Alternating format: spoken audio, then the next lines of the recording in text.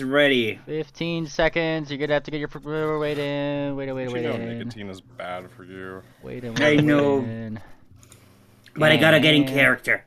And the button is first. Everybody say hi. What is up, everybody? Welcome back to mlptg, the Bannermanes, episode 153, Firewall. But what will happen today is we're going to need to find out. As for what happened last time, Sarsaparilla surprise. No, that was No, Anon. What? Oh, it's Anon. Bellhop. God damn it. Okay, wait, what happened? What did happen? Okay, Almost so got away with it. somehow, I don't know how, we saved our butts from that weird ass facility of Dr. Goldengrin. Man, boy, oh boy, we did. Where's the music? I can't do this without the music. Where do be the music? I'll put on some music for you. Okay. We need some music. I need to get in the mood. Radio. Where's my station? Where's my radio? Where's my radio? We'll play this radio. There you go. The new some new radio songs for you. Thank you. No problem. So, as I was saying, yeah, we were just trying to figure out what to do after that, and yeah, we got some scraps out of it. I think Sarsi got what was it? The collection of that guy's Funky Pop. What is the actual official name of those things? I just figurines? just Bannermanes. The Bannermane's figurine. Banner action, banner action figures. Yeah. The Something Banny like that. Pops, yeah, the Banny Pops. Banny Pops. But the Banny Pops, real cheap plastic, but apparently worth a fortune. I don't really know why, but apart from that, we also got some stuff from that facility. We found something that is called sea slicers, apparently used to just crack safes and whatnot. Weird stuff. Maybe we can find a use for it along the way. But after that, for once, nothing bad really happened to us. We just had a nice New Year celebration with all of us and the rest of the party. For some reason, fucking what was it? That kid, Quarter Note. He pulled out a fucking fat blunt right out of nowhere. Really? What a bad kid. What a... No, he's a good kid. He's a winner. Kid, but just... I don't think he should be having blunts, but yeah. Anyway, we shared some of our New Year's resolutions. What did we have? Sarsi wanted to become the new main stitch of Dakila, if I recall correctly, right? Then what did we have? Pax, the best resolution of them all. Just get out of here. Let's just get out of here. Get the hell out of here. Yeah, wanted to get the hell out of there. Then we had what was it? Wicker Winds. Go on a special adventure. Special adventure, right? Yeah. Special adventure, what was it? Dictated, Wants to learn more about the origin of his curse. Right. I'm sorry, I'm trying to recall everything. What did Moon Planner want again?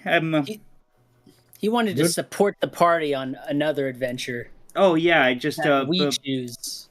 Right, that was the one. Yeah, just let's go on an adventure not chosen by me this time.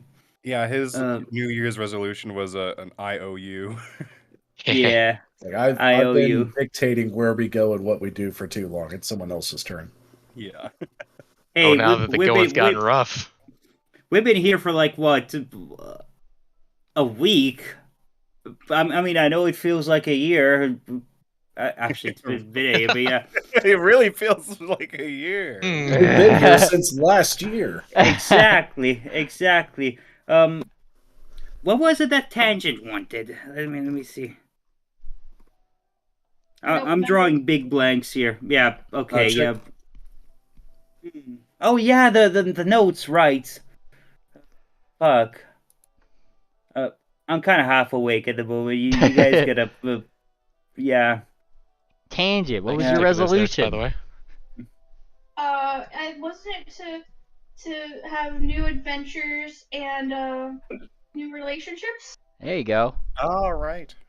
Let's see. The new relationships, right? New relationships. Let me see. I went to. Okay, Peck, get the hell out of here. We got a Wicker Wind. We got it. Balcony Blitz. So yeah. Just to get the group back together is Dipstone, Moon Planner. Yeah, do someone else's adventure. Tangent. We got it. Thumbtack. It's just he wants to stay here. That fucker wants to stay here. Doesn't want to go back to the future, but I don't know. However, Drop is gonna take that one, but yeah, we Mrs. Toombs for some reason is in this list. Oh my god, yeah. Find a husband. She wants to marry the Necronomicon. Oh, that's gonna be funny. No, that's gonna be great. That's gonna be a good wedding. It's gonna be that scene. It's in a rectangular. It's gonna be that scene at the end of Majora's Mask where they're getting married. The good ending. Yeah, gonna be a happily ever after in that relationship, I'm sure. And finally, last one. I owe somebody some money. I don't know how much it is. Memely, please help me calculate it at some point. If you have to calculate it, well, I feel sorry for you. Look. All I'm saying is that Buckback probably told me that thing, so I actually need to know how much I owe him. I'm sure the amount is just a lot. Yes, I don't think he's giving you a direct number. What is it, like 1,000 gold, probably, right? That's not a lot. That's not a lot. That is a lot. Nothing. That's pennies. We made that in a fight. Damn it. God bless 2,000 bits? We're talking gold, astral diamonds. Yeah, I think we owe him like 5 gold. Look, we're gonna have to ask him. Look, the amount you owe makes what Misty Sims give her on a daily basis look like penny. It's like probably something like that, you know. You know what? That penthouse fucking sucks anyway. Fuck you. Anyway, yeah. And after that, we just went to bed and smoked a lot and had a lot of fun. But yeah, good times. Yes. Good times with good friends. Alrighty, let me pull up something right here because I just have to make sure that I got my stuff prepared. Alright, as you guys wake up, I'm going to move you guys back to the mansion. Because all of you this time around got got to sleep pretty well, including you, Moon Planner. You also got a very nice sleep. The thing that maybe slightly starts to wake you guys up seems to be a radio station in each of your rooms. They've kind of seem to have a little Victrola or speaker system of some kind that are just playing these nice little tunes for you guys. And I moved to Moon Planner over here as you are gently woken up by Miss Cozy Candles, waking you up a little bit. Good morning, good morning, Moon Planner. I forgot my cozy clothes. There you go. Let me start again. Good morning, Moon Planner. Did you sleep well last night? Moon Planner's gonna stretch and he says, Yes, that's the best I've slept in a long time, thank you. That's good to hear. I had to make a special trip to make sure it was by your side all night. You slept much easier as a result of that. Oh, well, thank you. Yeah, you wouldn't let it go. After I put it next to you, you kept calling it your true mentor, your guiding moonlight in your sleep. Oh, look, you're still holding it right now. Moon Planner looks at what he's holding. Ah, you seem to be holding a rather familiar-looking blade with 4 little Aetherstone chunks on it. 4 Aetherstone chunks? Yes, one that you've held before. A certain horrific blade. Oh, no. Yes. This is not supposed to be here. Moon Planner lets it go. You let it go, and it just kind of, it just kind of sits there in the thing. Oh no, you liked it very much. You kept holding it and hugging it. I was very glad I put it there. Everybody else got a teddy bear. Okay, Moonplanner is hunting prey, and he's going to. He's going to do his no bullshit. What the hell is going on? Roll. Yeah, you look around and as you look, it takes you like a solid few seconds before you start realizing that blade has a little bit of transparency in it. And Cozy Candles just kind of like rolls her eyes and says, "Don't worry about it. It's just a prank, bro. Good morning." And then leaves the room. Oh my.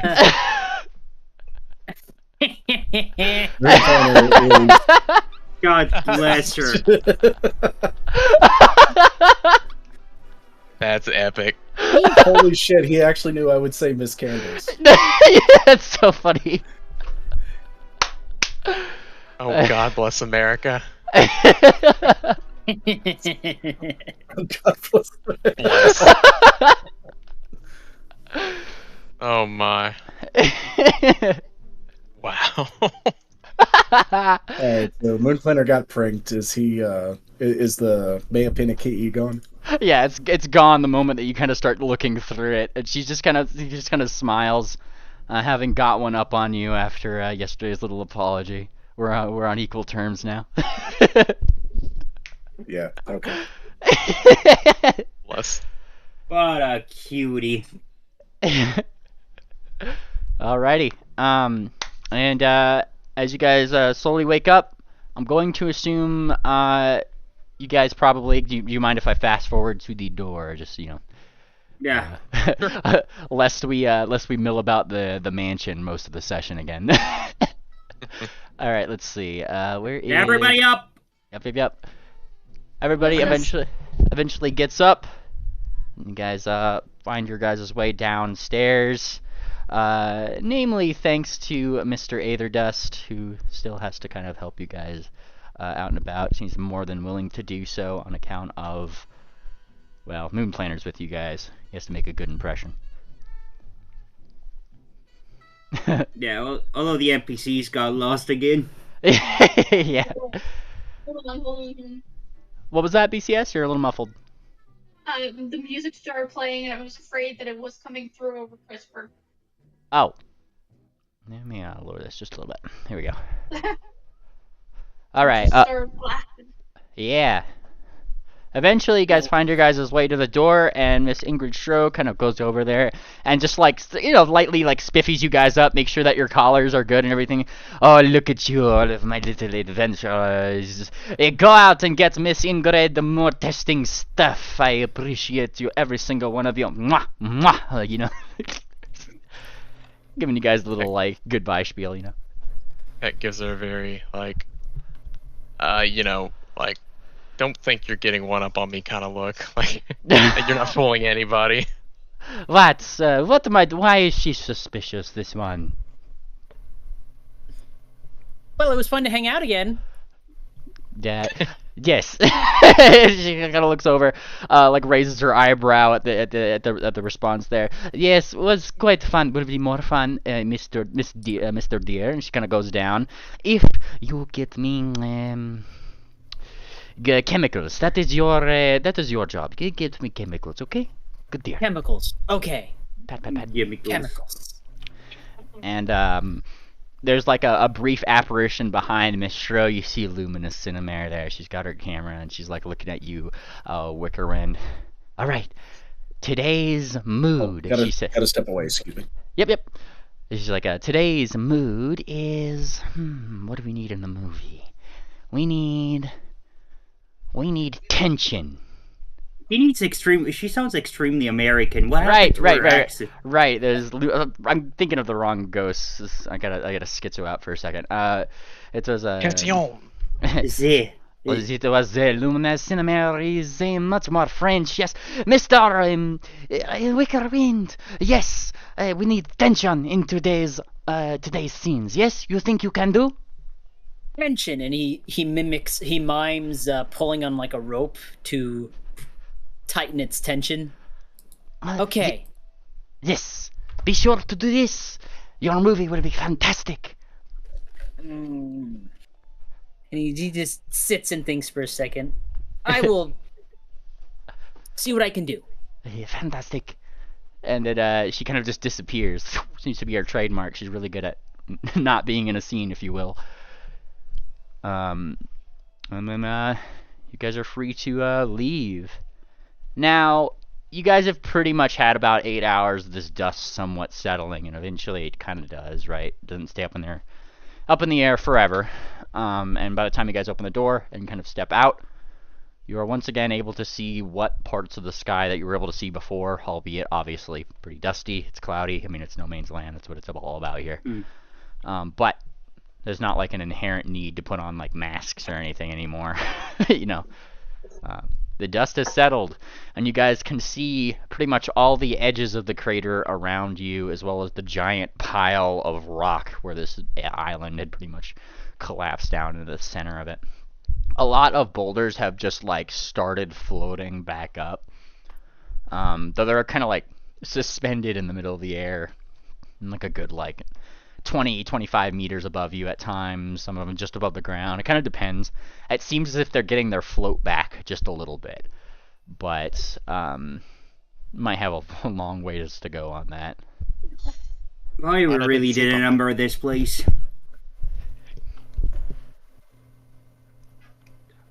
Did Dr. Shrove say exactly what kind of chemicals she needed?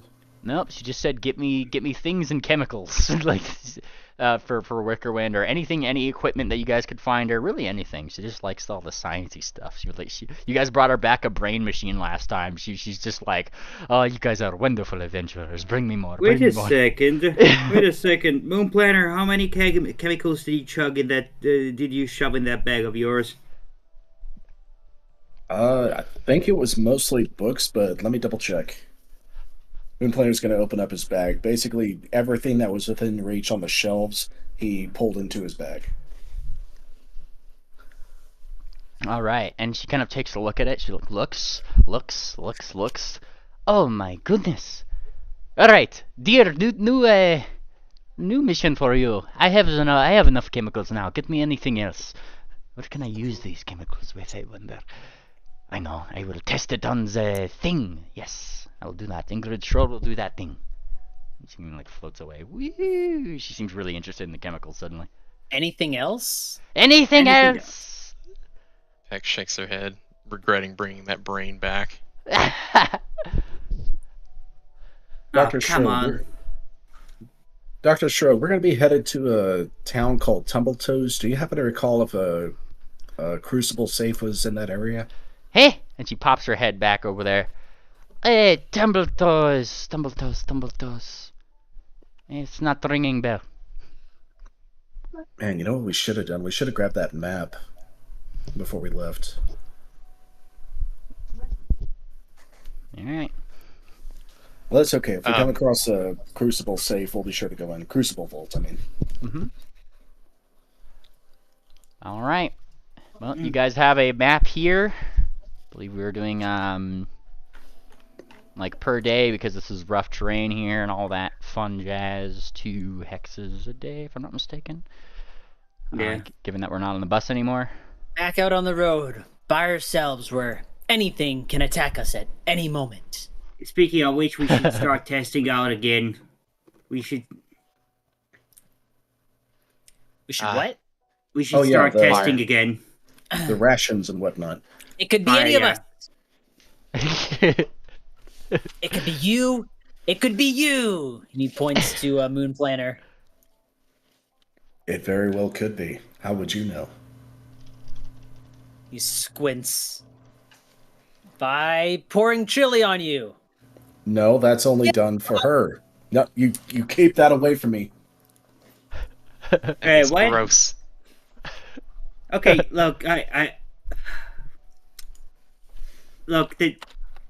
know we gotta find a more efficient way of doing the chili thing. Spicy rations, remember? Nah, I'm thinking perfume. Give me I wanna start inventing that shit. Hang on a second. Does anybody have a bolt? Says Quarter Note as you guys are talking. Yeah, so look, Cloth or arrow? I just need a metal thing. I need something metal. Right. Give me it.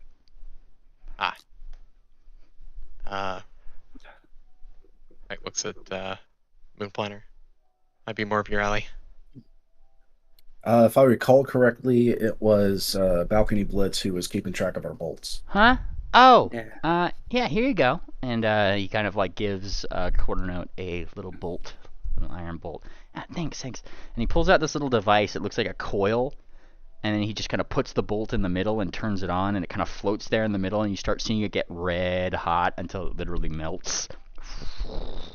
Hmm. And he kind of like looks over. Any takers? Oh. Me. Now we established that the capsicum in the spicy food to the east of here, turn that into food. We eat that, and the thing does not like to be inside of us. Yes, Still that have a ways coil to get looked there. perfectly safe. It is perfectly safe. I made it. And Half Note comes over. You better put that thing away. And he's like, God, you guys are no fun. And then just kind of like... Hey, what did you do? He pretty much melted a bolt in a little magnetron, more or less, that just kind of spun it into like a little magma... a little magma drop. Yeah, yeah, that's overkill.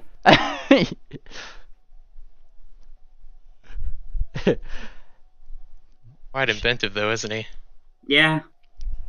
Okay, you we just Yep. need a test that we can agree on so that we can get moving. Everyone needs to I'm- eat breakfast, so let's open up the rations. I'm gonna show my cigar to everybody and just to poke myself with it. Alright. There, you That's- happy? Miss Point of- Hop, we know you are smoking cigars. Peckle holder Okay, Talon out for her to hit her with a cigar, because Wait. Is Yeah. Bellhop just cigaring everybody? No, look, I'm going for Sarcy next with. This isn't new information. No, it's not good enough to just poke with something hot because the worm could be inside somewhere not exposed directly to the heat. The capsicum in the food gets throughout the entire body and drives it out. That's what we need to do. fair enough. Okay. Let's see, what did I make? I made the fruit roll-ups and then something with the butterfly wings. What was that? I can't recall off the top of my head. Yeah, me neither. All I do know Anyway. is that moon planner you kind of like see out of the corner of your eye, like almost like a wisp in the fog for a second. There's like a slight fog. And then probably like a voice coming from over there. Ain't nothing you gotta worry about. What? Yeah. You're the familiar voice of Griffin Goldclaw just out in the fog somewhere. Oh, Oh, let him out. I love Mr. Goldclaw, you have not been out and about in some time.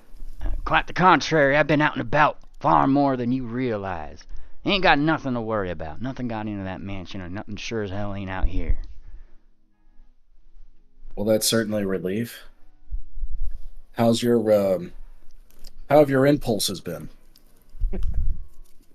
Good And, question. you can't necessarily see him unless there's like a fog cloud that kind of passes, and wherever he is, you kind of see him wandering around here and there. But it's almost invisible, like being outside of the mansion. And he's just like, impulses. I'll get deer jerky some other time. Right. All right, well, keep up the good work. And, Oh, and Mr. Goldclaw, one more thing. Would you poke in and keep an eye on Dr. Shrove once in a while and make sure she's not feeding the slug any flesh? yeah. That thing ain't getting out on my watch.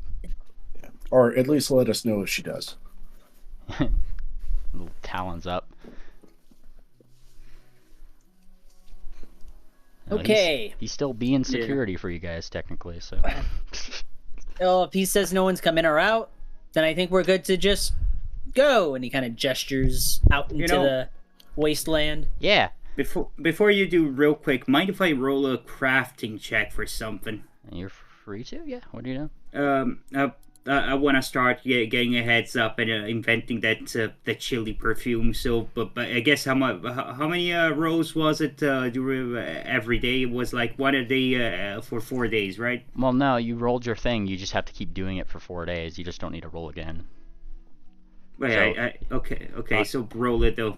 no, you don't need to roll it. You roll That's it just your before, don't you? timer. That's how long you Yep. are taking to All make it. right, You roll once. It takes 4 days to make that thing.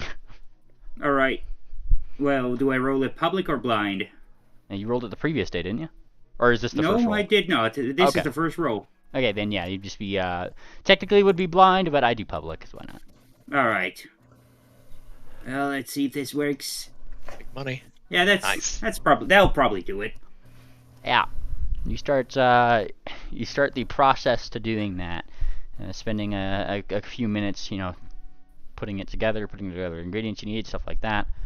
So that'll take 4 days. Though as you finish up doing that, you guys are about to take off. The sheriff kind of ups his gun. He points it toward the edge of the crater here. He gestures up there. All right, you guys might want to keep on a lookout. And as you guys look up, you see like 3 different gobos, their little red eyes like poking on over and like looking down at you guys. And he keeps his gun up there, and the gobos just kind of like run off, right? Joy. These guys again. Yeah. So where are you guys going? Tell me the hexes. Where's Tumbleweed? North. No, from what you guys remember. Tumbl-Toes. Yeah, we need to Shit. know where Tumbl-Toes is. Survival check if you don't know. Sheriff will help, obviously, because he's kind of from here, so. Alright.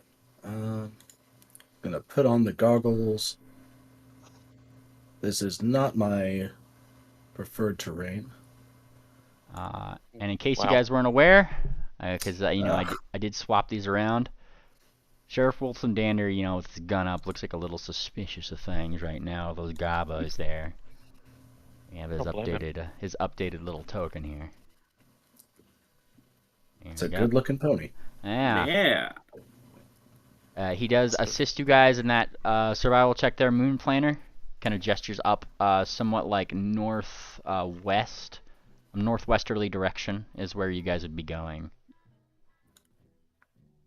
Peck, you would agree with this statement.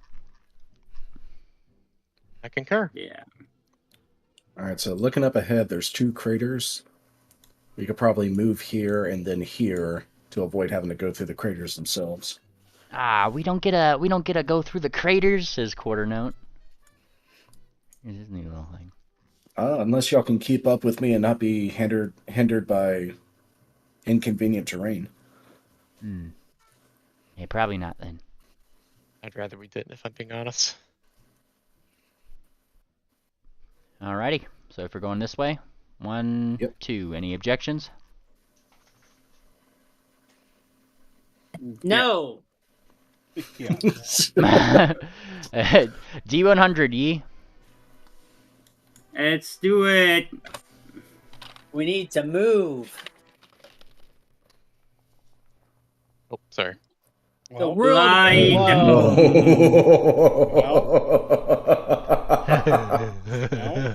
That's either very, very good or very, very bad. Oh boy. We like those 1% rolls. Adventure. All right. Wasn't this supposed to be blind though? No. No, the D100 wasn't blind. Okay. Hang on. I have to At 100, a nuke immediately sets off at your location. Yeah. No. Someone says, for timeless glory, and a missile hits you in the side of the head. Yeah. Somebody thinks for timeless glory. Yeah. Thinks. Yeah, Your life just ends. What would happen if you were to say 5 timeless glory? Don't test these machines. 5 missiles head your way. Yeah. I'm saying nothing. Okay, we should be good. All right. Let me find something here. Because I have to go grab something because of this wonderful roll. Okay. Pull this into here. Oh yes. Oh yes. Where is it? It's in here. There it is. Okay. As you guys are traveling, going up north in the ways that you guys do, from a direction more north of you guys, rather suddenly, you hear it. Ah. Oh, Far off like shot. And if I had to make this particular roll here, let's see.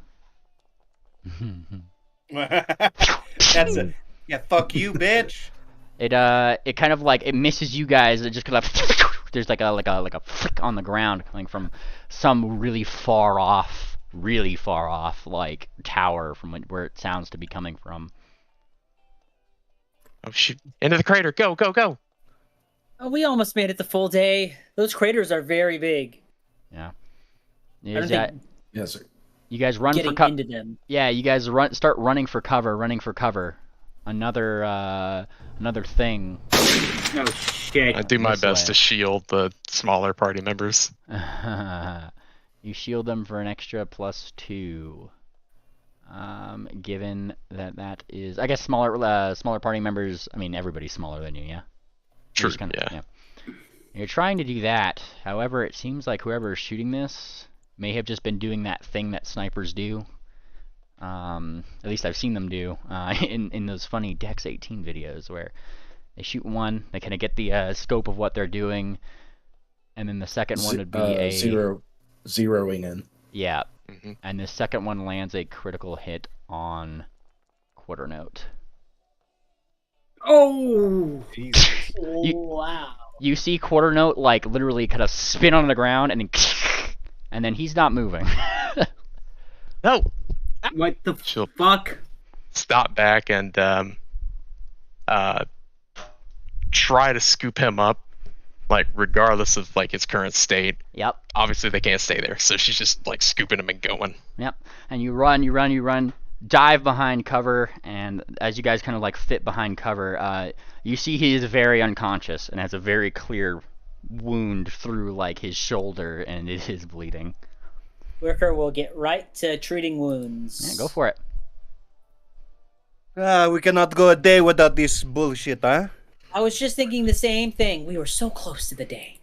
So close. So close.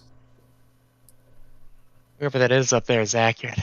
That is the most casual conversation with a party member dying.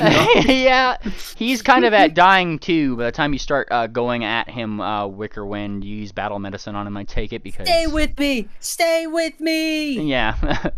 And as you kind of like start like trying to heal him up and everything, you stabilize him, yes.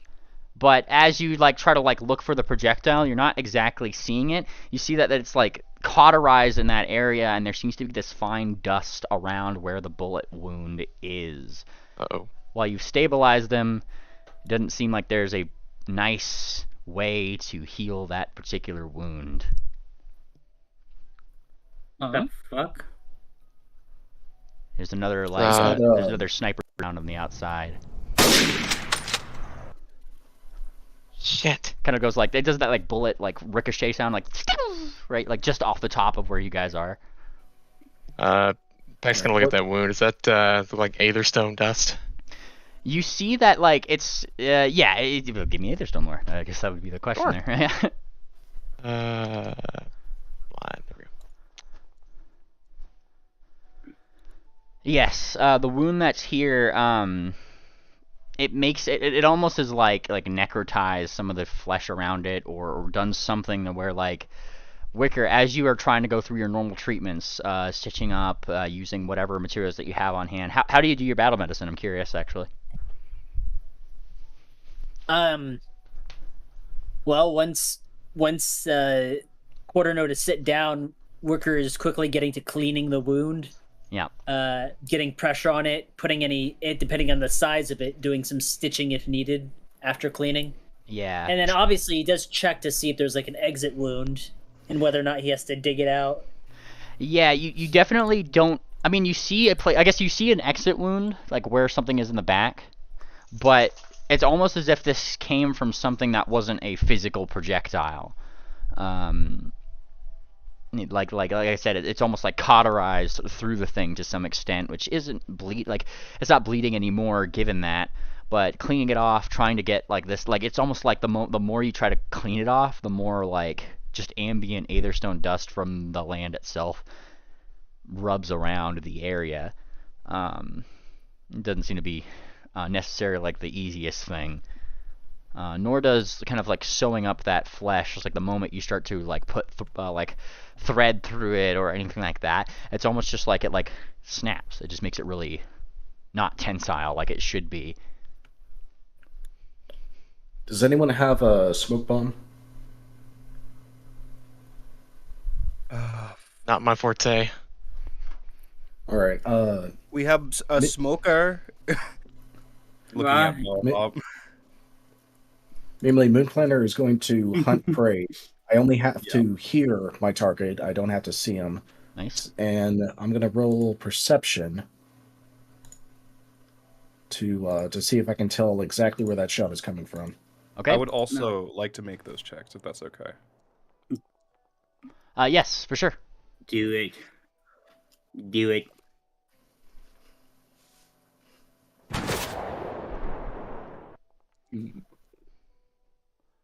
All right. This guy's deal.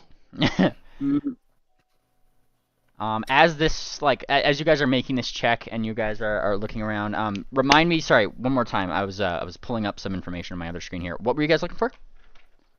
Trying to pinpoint the location these shots are coming from. Yeah, there's a much more northern, like little tower. I would say about 450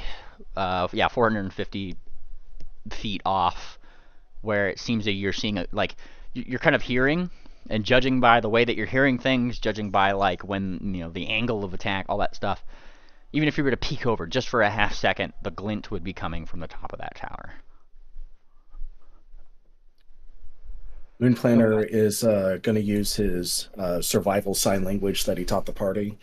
He's going to raise up his hooves to gesture that there is a high level, and then he's going to move in a circle at the very top to pinpoint that someone is at the very top of a high level, and then he's going to gesture in the direction the tower is in. Okay. While you're doing that, I'm going to try and move closer using stealth. All right. Is that blind? Yeah. Yes, that'd be that'd be blind for stealth. They gotta do that thing. Yes, and while Cersei's doing that, Moon Planner is going to pull out an elixir of life, and he's going to try to toss that over to Wickerwind. See if alchemy can overcome the spell effects. For half note? Yeah, was it half note or quarter note that got hit? Quarter note. Sorry. Quarter note. Yeah. Quarter note, yeah. All right. He's gonna try to feed it to quarter note. And you go feed it to quarter note, and half note comes over, and he's like, he's kind of like shuffling. How's he doing? And you start feeding it to him. And like, give me that healing roll if you can. They're working on him. He's alive and stable. I'm working, getting him better. He'll heal a fourth of that as you give him this particular thing, and you actually see like some of the weird dusty material that went into the wound kind of like slowly starts to almost like evaporate out into the air a little bit. Those bastards! That's a Templar shot. Templar? What is a Templar shot? And he kind of like scratches his head. Not really sure. They make them down in Salvation. The Templars are out here somewhere. And the sheriff kind of like looks over. He's got his gun out, right? Watching Sarsaparilla as she sneaks off that way. It's what I was afraid of. Those Templars, they're like me. You see, they don't really much like drug traders and couriers coming out there, Tumbl-Toes, and bringing drugs throughout most of the cities here. They're the That's not who we are. He kind of like scratches. Yeah, he scratches his head. And I know you're not, but they shoot first and ask questions later. They're kind of the reason why you shouldn't be calling yourselves Bannermanes around here. And then you hear you hear it again. Get down, fuck. Cersei, with that stealth check, it doesn't seem like they're aiming at you. They're still aiming at the rock. You are very nicely sneaking throughout like some of like the dust clouds that maybe be being kicked up, or just very you know, you're supernaturally stealthy to an extent, right? Like, you know, you can. I'm trying to get within 360 feet of the tower. Gotcha. Of the target. Yeah, I'd say you're 100% able to do that. Yeah. Okay. Using hunt prey and with my stealth and seeing the glint from the top of the tower, do you think I could target that? Yes. And here, I'll actually Okay. I'll put something. I'll put you and probably what you see when you get a little bit closer, as you like on the map here, so you can actually make that target. Yeah. Yeah. There you go. You're kind of like looking up, getting slightly closer. You see that the thing, whatever it is, looking down the barrel of the gun, seems to look like this from a distance. What is this? Is it armor or is it a robot? A little too far to figure it out, but that's what they kind of like. You know, you're squinting. If you're aiming at something, I feel like, yeah, to some extent, you can probably pick up some detail a little bit with your bad eyes. I'm gonna try and do something. You guys do something. I'm gonna look up. I'm gonna read some things while I'm trying to figure out what I'm trying to do here. Yeah, sure. Moonplaner's going to back up Sarsaparilla. He's going to go invisible with the Rune of Invisibility on his armor. And then he's going to cast Flying Dash on himself. All right. So let's see. Is it a 1d2 or just d20? For what? To see if the spell goes off. Oh, it's a DC 10 flat check, so technically a 1d2, but yeah. As the d20s are usually what flat checks for. So yeah, you're able to get that flying dash off as you zip off. Wicker Wind, as you watch Moonplaner like flick off, it's clear he's healed some, but the quarter note still isn't exactly waking up. I mean, he's still just unconscious, definitely breathing, but not in a state of awaking. And Moonplaner, yeah? I haven't seen something like this before. Well, in a way I have. It's just like, it's not working as well as it should, but he's alive and breathing. I just don't know how to fully heal this. It's the other stone. Yeah, he's kind of like, it's almost like he's like pulling in breath, but he's having a hard time doing it. I mean, it went into his shoulder a little bit, but like, it's almost like he's having like a little bit of a respiratory problem here too. Like on top of that, it's like, and he's like asleep when he's saying this stuff. He's kind of like talking and mumbling to himself a little bit. What do you think, Saint Tangent? Some check. Yeah, what are you doing? She rolled a medicine check. Holding my ear to his chest. Yeah, you're holding your ears to his chest, and you're hearing a heartbeat. Well, you hear a heartbeat for a second, and then kind of like realize that heartbeat is accompanied by the sound of what seems to be like a ticking noise. What the fuck? Okay. Yeah, he kind of like looks over. I know that they got to do something special for those. I don't have whatever they got to do it. And Half Note's kind of like gonna break out the knife. You break out the knife. Half Note is like peeking over the rock, like those bastards. And then he has to duck behind again because there's like another like another shot as Who's our crafter again? Me or Wicker or Okay. or Bellhop. She's gonna say I hear ticking. That means. Oh no! Put that knife away. We had to go get a ticker on his heart. It's probably what you're hearing. I think he's got a pacemaker. Oh, is the heartbeat steady? Yes, as far as your medical check is aware, yeah, Okay. it's steady. I don't know why, but I thought you said there was like a murmur. No, it's just like a little ticking noise, and okay. and Half Note's telling you like, no, don't be reaching in there with that knife. We had to go get him a ticker at one point. He needs that. She's going to go through her bag of herbs. Do I have smelling salts? Was that Smelly enough? sauce. I don't, I don't think you have smelling souls. Those are a particular thing if you don't have an item for it. I know those are in I'm just gonna try tea leaf. Yeah. Put tea leaves under there. It doesn't seem to be waking him up. Moonplaner, I'm gonna move to you really Aye. quick. You are flying, dashing. Are you sneaking? Yes, I am invisible, but we're gonna try to sneak as best we can. Yes, please do. No. Yeah, you are trying to sneak as best you can, I should say. But where is Moonplaner? 0 There. points. Hey, go for it.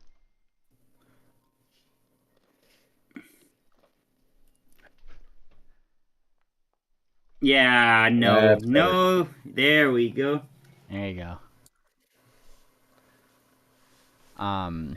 And you do in fact manage to sneak. Like how much can you move in a round? 70 feet flying, 35 feet on hoof. In a round? Oh, in a round. 70 times 3, 210 feet. All right. You get 210. You pretty much close half the distance, more or less, like a little over half the distance. Like in that direction. He doesn't seem to notice you either. You or Sarsaparilla, you guys, you rangers, you. And they're shot While over toward the rock. he's moving up, I'm gonna shoot back. I have the target, and also because I'm assuming I'm a stealth to him. So. Yeah. Yeah. So I'll put mark him as flat-footed. Yeah. Yeah. Flat-footed. There we go. I think you mean off guard. Oh yeah, off guard. Sorry. We take turns. Not exactly. It's like this is such a far off thing. I just want to focus on the people who are rectifying the shooting problem right now. So you had two people that went out of the rock. Okay, say my name when you're ready. Yep. All right. And Go. she's going to charge a. Where are my actions? Doing one of these.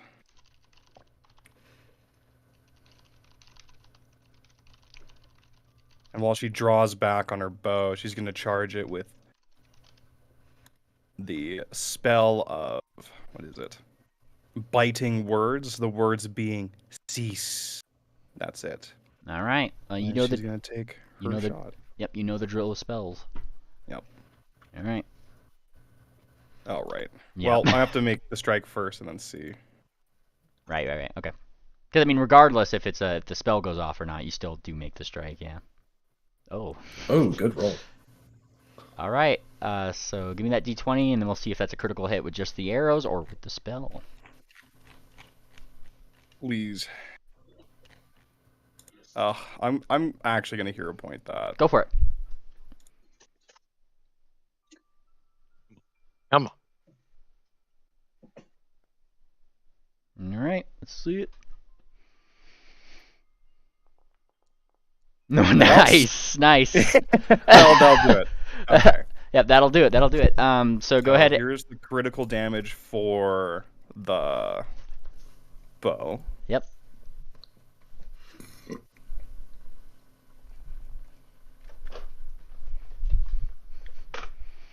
And he's gonna take. Well, we'll cast this.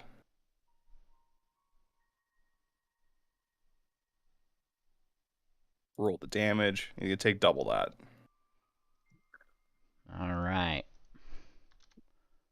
We got just do something right here. I just have to pull him over here so I can make sure that I'm getting the right one.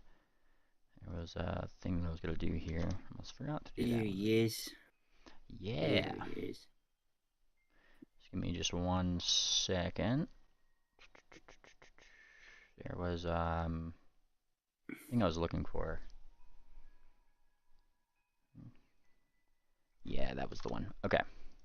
Sorry, I just need to do this really quick. There we go. All right, so he takes this 70, which is already the critical, right? Yeah, and he's gonna take double the spell damage. And double the spell damage, right? Boom. He takes that full spell damage. He has some resistances to things. When it comes to Well, I guess you have the greater electricity, so it looks like that doesn't affect it. But you just had a little bit of resistance to piercing in that respect. And that like as soon as you like did that, you heard this like the mark that you hit your target, whatever sound like as you say cease, right? Yes. Yeah. Then they start like looking around. Like one of them pulls back, the other one kind of like pops up. There seems to be two there. I still would technically have one action for the turn, which I can use to re-attack with the biting words. Yep. Go for it. So I'll do that. Doesn't have to hit, but like it's like the word cease is being spoken all around them. Yeah. And Nice. so here comes more damage. Sounds good. I just need to apply this on this one. The cease echoes and gets louder and louder. More, Yeah. more ouchies. This is that guy that you were attacking initially, right? Mm-hmm. Nice.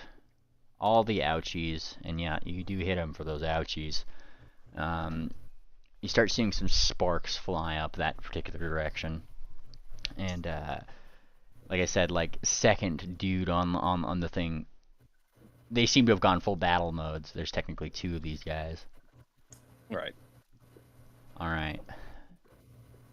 Now that has, however, opened up a little bit of opportunity for people at the rock to do things if they want to, as the shots have now stopped for a second. They seem to be aiming in whatever direction that arrow may have come with. They're like looking out. And I have to ask, right? I guess you wouldn't like that would be pretty much your third action, yeah.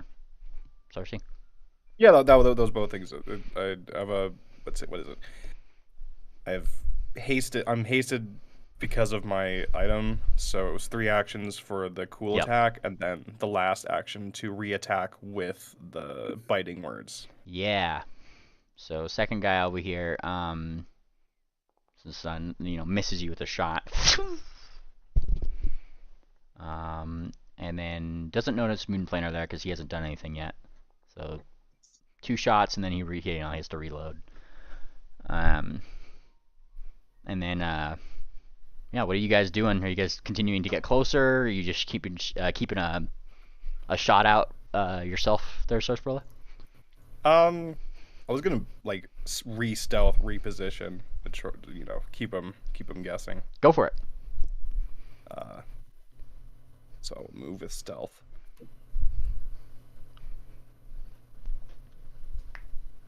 Blind. Just to any other area within range, pretty much. Mm-hmm. All right. And as you go to as you go to hide versus perception here plus that gun doesn't stop following you where you're going, so it doesn't seem like they've necessarily lost you. However, they still haven't seen you, Moonplaner. What are you doing? So they're up in this tower. Are they close to the edge of it where it looks like they might be able to be pulled down? I mean, it's kind of got like a little an overhang onto it. The bigger problem is they seem to be wearing some very, very, very heavy armor. Probably not too much of a problem for you, Mr. Level 17, but doesn't seem like it might be easy to pull them down by any means, just by the way they look. Gotcha.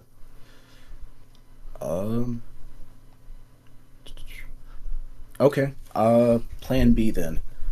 Moonplaner is going to get right up next to this one, and Moonplaner is going to pull out Redemptor's Burden and attack the rifle directly. All right. I take it you use 2 actions to get up that far, because it's pretty much all the distance you have to cover. Yeah. Yep. And then make your shot.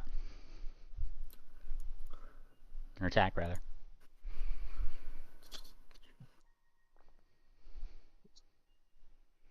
.44 versus you're gonna have to do this one because this is the one that's currently like not undercover. If you're going for the one that was on the edge that was shooting at Sarcy, yeah. Well, I'm attacking the rifle that's targeting Sarcy. Is this a sniper spotter team, or do they both have rifles? They both seem to have rifles. Oh, I see. And as you kind of go up there, you do strike the one there. That is a critical success on the One on the left. Okay, so I am targeting this one, so I can at least take out one. Mm-hmm.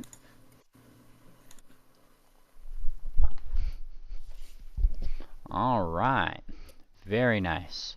You damage him for a whole 50 points of damage. Now let me find something here. You kind of like hear them like talking, like as you get closer, obviously, like to each other. Hang on a second. Get down! Get down! They're out there! They're not gonna let up! And then, one of them, like the one you hit, right? Like, ting! You suddenly just kind of hear him yell. That's just like, ah! They're here! They're here! Sarsi, I believe you were gonna make some shots, yeah? Yes. Now, does he need to make me 2 fortitude saves? Does he? Oh, yes, technically. That is a thing. Whoosh, whoosh. Passes. Yes. All right. Yeah, I'll do a regular hunted shot flurry on this person, so that would be second action. So this will be 2 attacks. Alrighty.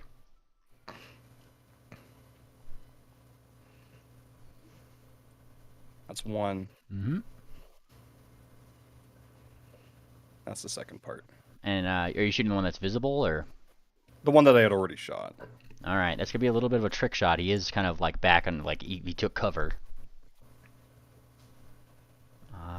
So I'd remove off guard. Both of those would still hit even with cover, though. It's just the second one would be a he critical. would still be on guard because he got hit twice by me last time. Right. Okay. Never mind. Yeah. All right. Dude. Yeah. Roll it. Roll it. Roll it. And would they, if are they concealed? Would you say? Because remember, I have blind fight. So yeah, you know, they're behind cover. They're concealed to some extent. They're just not hidden, right? You know where they are. Yeah. Right. So those hit? Yes, those hit, and the second one critical hits. Yes. Super. All right. Well, this damage is done together for getting past DRs. Mm-hmm. So damage 1 and the crit. All right. So let me target this guy.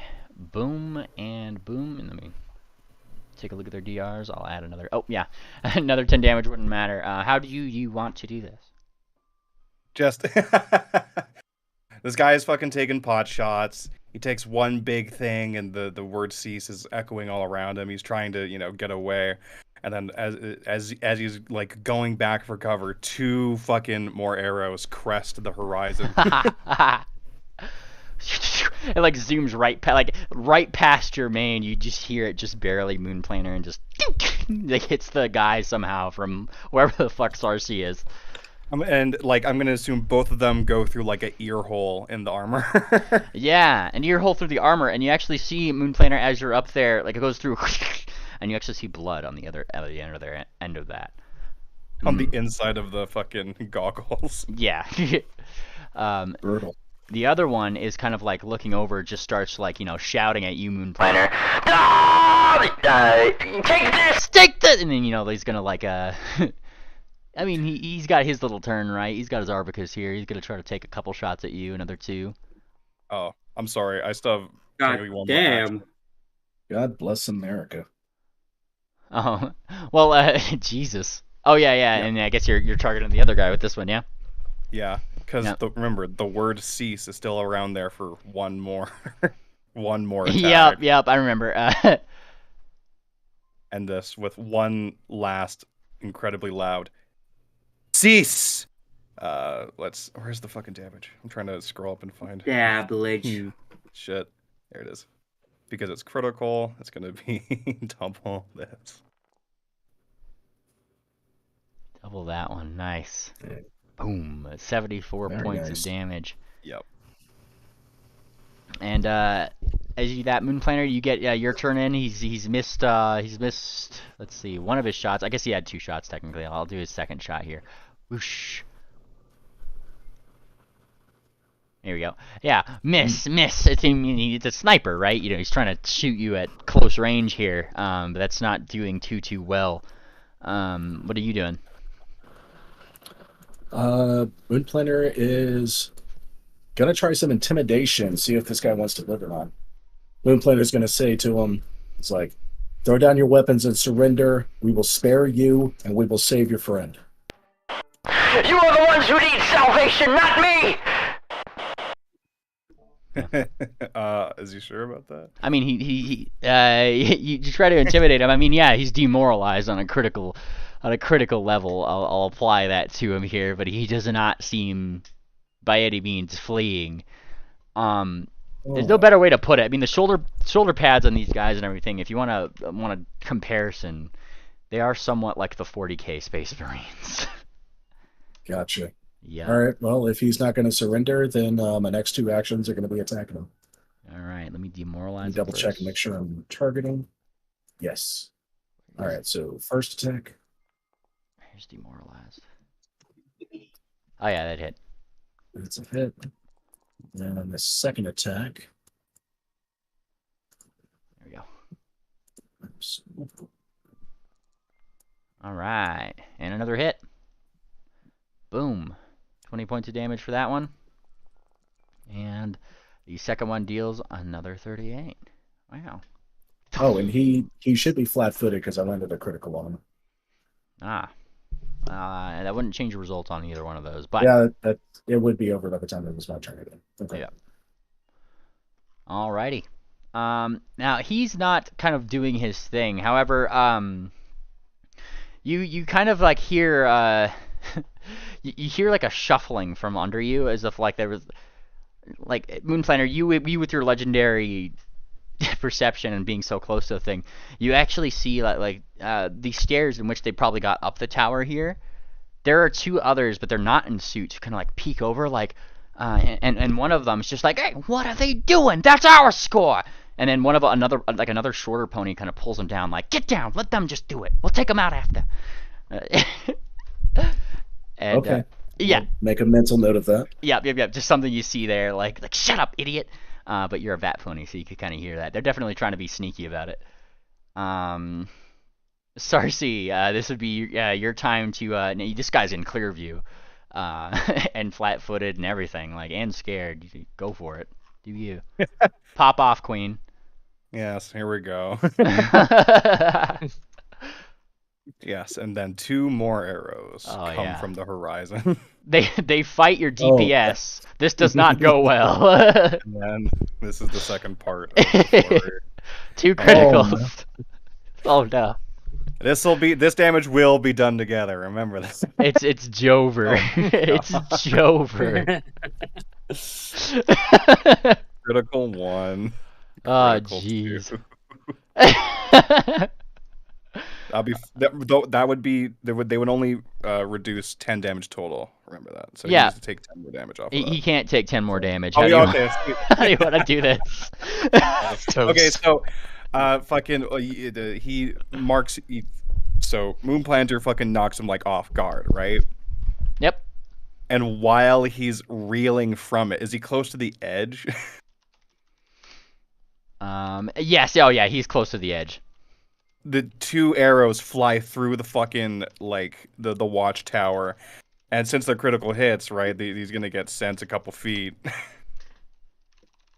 And like while he's doubled over from Moonplanter's strike, just two more arrows come in, hit him like in the ribs, and pushing him off the fucking tower. Yeah, it pushes him off the tower. You actually see this like whole like spark going on, and he screams something that sounds somewhat dogmatic in his thing, like, you know, like a final like dazed vault, if you will, as he kind of like falls down to the ground.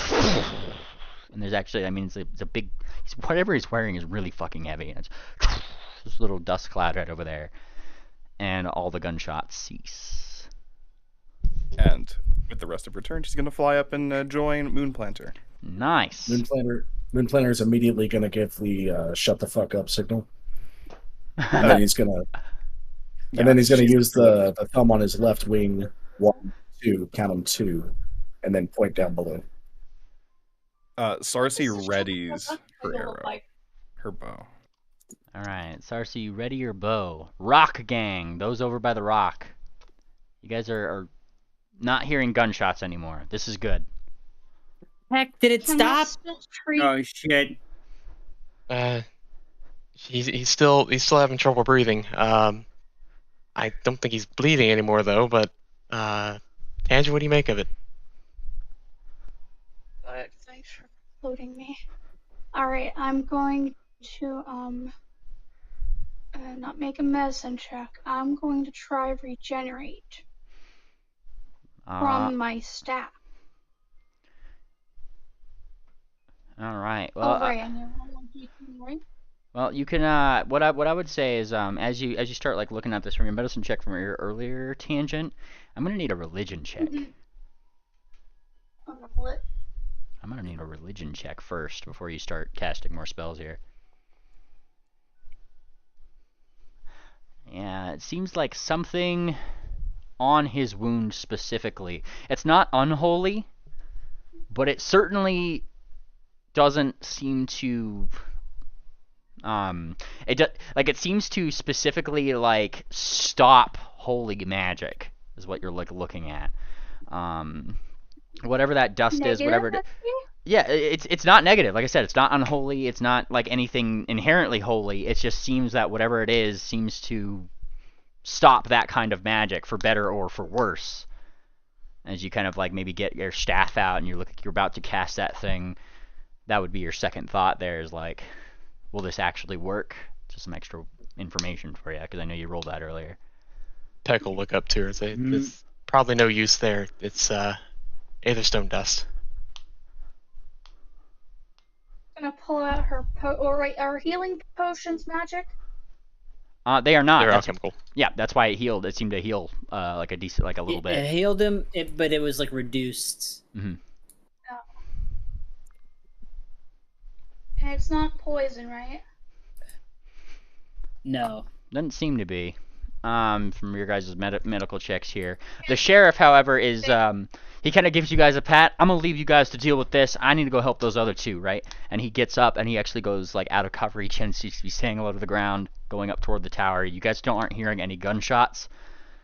So it seems as if it's clear for the time being if you guys wanted to move up with them or stay behind the rock. What are you guys doing? Yeah, we should move and get out of here. We're kind of sitting sitting deer out here. Can you help carry him? Yeah, I've got him. Just try to stay between me and the line of fire. Oh, it sounds like it stopped. Hopefully it's stopped for good. But I'll keep an eye out. And Right. yeah. We'll move towards try to advance on the tower. All right. Even though that's where they were, it's probably the best source of cover we can get. Yep. You guys start moving toward the tower, and as you guys kind of get closer to it, you'll see Moonplaner and Sarsi probably like giving each other like the signals, like there's two down below, shut the fuck up, to Sarsi, like those kind of signals that they were giving to each other. You two. You see a smoldering set of power armor. Yeah. Face.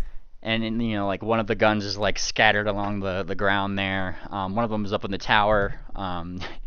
Both of them, like, there just seems to be a trickle of blood coming from like Sarsi and Moonplanet. You guys can see this a little more clearly. There's blood coming from the armor, both sets of armor, just like leaking out. Good work. Yep. Yeah, what are you guys doing up there? Okay, so the two scoundrels who are waiting to rob us, are they making any noise like they're moving? Not yet, no. I mean, like, you could kind of hear them muttering, just like a little bit. It's just like, it's almost like they're impressed to some extent, and they're just like, damn, like one of them seems to be female. They're just like, and they took out two of them with one shot. Holy shit! Like like that kind of thing. Hey, I'm back. And yeah. And, hi, Triple. And then like the other one just kind of like nudges it. Hey, should we get Zoot Suit on him? And like the female voice kind of like chimes in.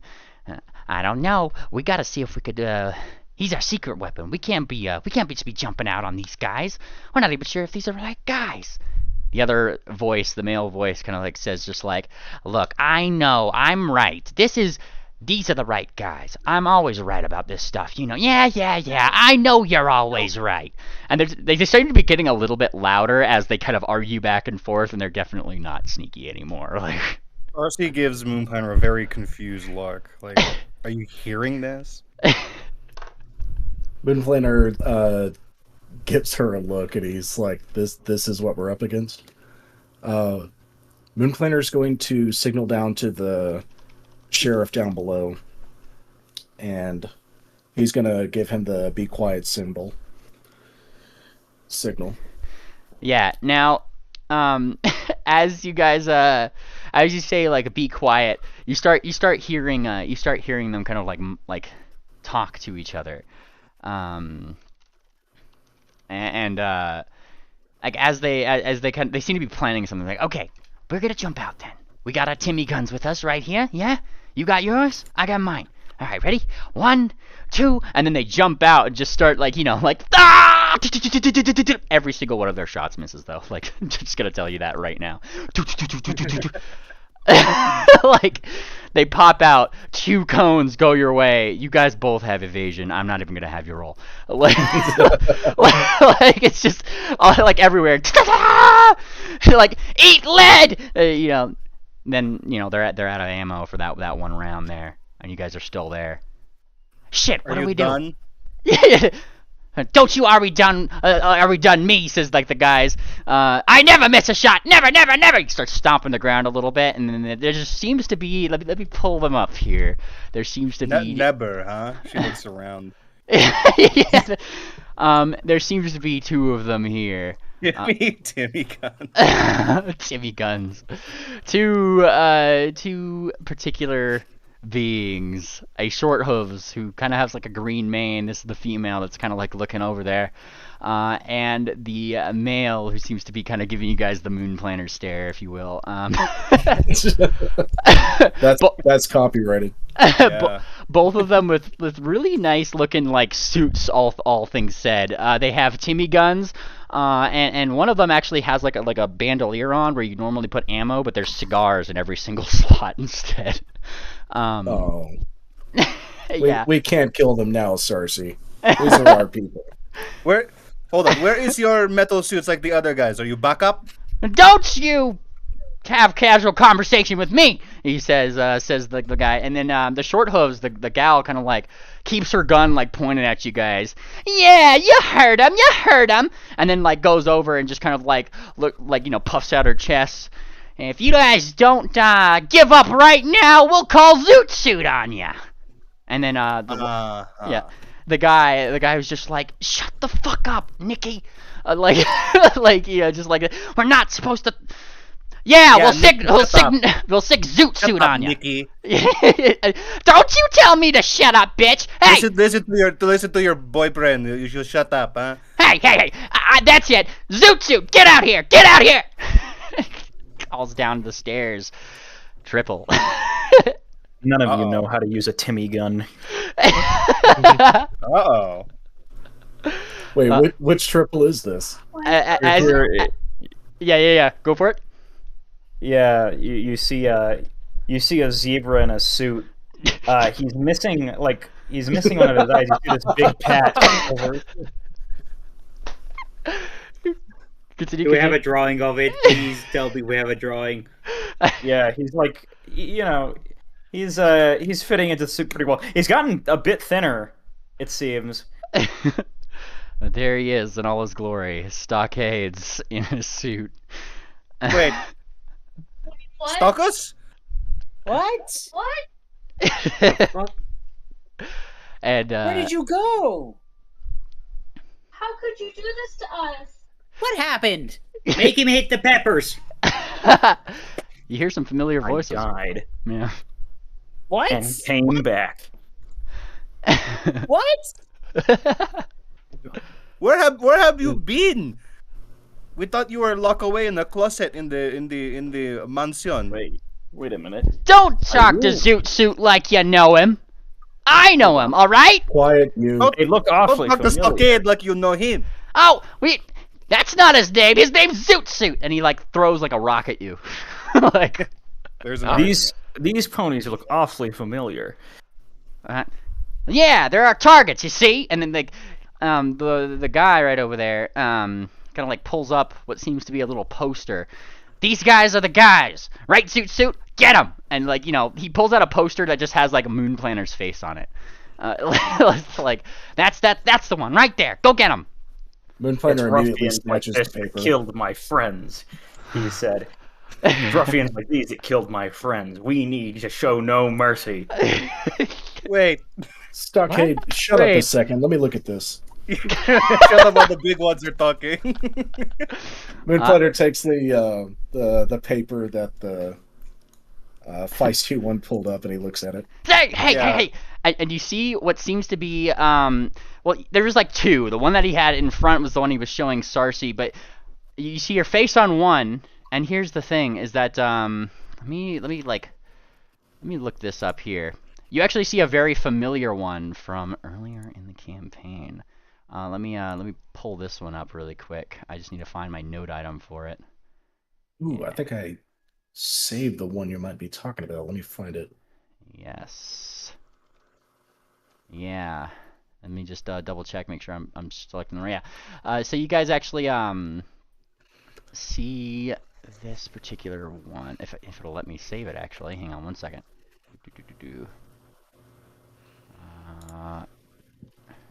Hang on, I just have to remake the note here because it's been so long since I've done this. I've reorganized my image folders since then. Let me just make this little note here. There it is. All right. Flipping through it, you guys both now seem to have this particular wanted poster here, and the second one on there seems to have Sarsi on it. One, that's so low. Only 10,000 GPs. It does seem to be a little dated. That's the thing. It's like Yeah. it seems to be pretty dated. Because the last time you guys saw this was during Vacation Arc. Yes. Yeah. And Moon Planner, you kind of have what seems to be a little bit newer printed one. It seems, and you hear like the sound of like a gun going off, but without they're clicking the trigger, but there's no ammo. And the one named Nikki here is just like clicking it at you, just like put down those posters, and then like the guy there is just like wrap it up, Nikki. Yeah, that's my name. Don't wear it out. Moonplanner's gonna grab the gun from Nikki, and he's gonna put it on a top shelf somewhere. Hey, give me my Timmy gun! Oh my god, come on. She's a short hoop, so she's like jumping up there, just like, give me it! I am gonna kick your ass. What's the reward for Moonplanter? The reward for Moon Planner is about like 25,000, but it's done in bolts, not in GP. Yeah. Ah. Hey, Sarsi, what do you think the exchange rate is for bolts? Maybe we could turn each other in. We don't need the money. We can steal. She says exasperatedly. and at your words there, Moon Planner. The guy, right, goes up to you, Stocks, and just kind of like puts a hoof up. He's just kind of like, hey, wait, these guys said that they're willing to come with us willingly. You think that we should take them? Of course. All right. Hey, we're gonna cut you a deal. You come with us to Tumbl-Toes, and we won't hurt you. How does that sound? To Tumbl-Toes, you say? How about Yeah. a counter offer? You take us there, and we don't hurt you. No. I'm calling the shots here, he says, pulling up his Timmy gun, right? He's still got his Timmy gun. Where is he pointing at? He's like trying to like point it at you, but like I imagine you just kind of like duck like left and First, right. he picks up her arrow and points it completely away from him, shooting one of the. But we're not gonna have it hit him. We're just gonna have it circle around him. Yeah. I suggest you take them up on this offer. Yeah, you like this? Phew. And are you saying this stocks to them or? Oh, of course. He's really, really trying to he'll do a diplomacy check if he needs to. He really wants to butter them up a bit. Oh, like are you talking about like the criminals or the Bannermanes in this situation? Bannerman's in the situation. He's like, okay, don't hurt these guys. Yeah. Moonplanner's gonna do a pro gamer move. He's gonna trust no one, and then roll sense motive on Stockade to see if he's concealing his identity for a good reason. Yeah. All right. What would let me reveal this. What would a 35 get Moonplanner there, Stockades? I think. Yeah, he would. He seems genuine about it. There you go. I mean, not even a wink, not even a tap of the nose, nothing. Nothing. He is a champion. Down. Stockade, what? What if Yeah. this is thing cone? Well, downstairs, you guys are seeing diplomatic relationships happening kind of in the sky. I mean, you guys saw a spray of bullets first. Oh, shit, we might have to get up there. I imagine the people who were at the bottom of the stairs finally... It's literally just a straight shot up. You go up some stairs, and you guys are now coming up behind this, like, Stocks and the other... these members. And the one named Nikki, wrap it up, Nikki, by the sounds of it, like looks over. Oh, great! And now it's an ambush, Mr. Wright. Oh yes, look at me, I'm righty. I'm always wrap it up, Nikki. She shouts and they're just yelling at each other. Will Stockade let us approach him? I mean, that's a question for Triple. Or are we up there with them? Yeah. Yeah. I just assume you guys during this bullet spray are just kind of walking up the stairs and come up behind. It doesn't seem to be like anything in the actual building aside from that, other than stairs. It's literally just a lookout tower. I'm going to take her patient on her broom, actually. Nice. Yeah, your NPCs, Sheriff Man, Half Note, Quarter Note, and yeah, like they're then even Thumbtack, right? Like they're all like down there, like assure you guys that they'll look after him. And Sheriff kind of says, "Go up there with your friend. We'll make sure that he keeps on going. We'll give you a holler in case anything changes. And if you are leaving your room there for him, they'll kind of use that as like a stretcher." Like, really reluctant to leave. Yeah, you don't have to. They're just saying like you guys are free to go up there, right? Yeah, They'll keep it Tangent's gonna stable. take the unconscious NPC with her. It's Quarter Note, right? Yep. Okay. Yeah, if you're taking it with them, then your NPCs will go up there too with you. But yeah, Stocks. Whoever's approaching first, I guess. Do you allow any of the other Stocks? like? Yeah, there he is. There's Stocks. Yeah, at the top there of he the is. stairs. Is like, I patched Stocks. where have you been? What are you doing? Why are you dressed like that? I feel like it would be best if we explain it later. It's dangerous out here. Right, you see, Peck, we've been captured. These two dastardly villains are bounty hunters, and they're going to be collecting their bounties in Tumbl-Thumb and Tumbl-Toes. Yeah. Blinks and shakes Cool. her head like, huh? Quiver in fear. And he aims a gun at you a little bit, right? But as he kind of does it, he just kind of like aims like down one side, like as if he's like gonna like try to intimidate you, and then clicks the gun. All you hear is like a click. There's no ammo in it. He's just like Just tried to shoot at me. well, he does it like to the side. He aims clearly just off to the side, as if okay. yeah, click. Well, that was supposed to be more impressive, but you get the point. Like, Yeah, not Yeah, as he's- impressive as shotguns. Don't worry about that. She'll look at Moon Planner and like sort of, are you sure? Moon Planner- She didn't say, but she has that in her eyes. Like, Yeah, Moonplanner will kind of tilt his head to the side and smile, and he'll say, "Yeah, as a matter of fact, Zoot Suit," and he gestures to Stockade, is calling the shots here, and he's very insistent that we go to Tumbl-Toes. she kind of relaxes her stance and her face and gives like a nod. Purple, no. I love your Okay. avatar with a smug face. You should have him eat a pepper though. Yeah, that's true. Eat the pepper. Listen, since you caught us and everything, can we interest you in some food? Let's move. Mr. Zoot Suit, sir, I'm going to have to very much insist. The Moon Planner's going to pull out one of the fruit roll-ups and cut it into 3 pieces. I ain't eating anything, you get me. No, Moon Planner, not our last pepper.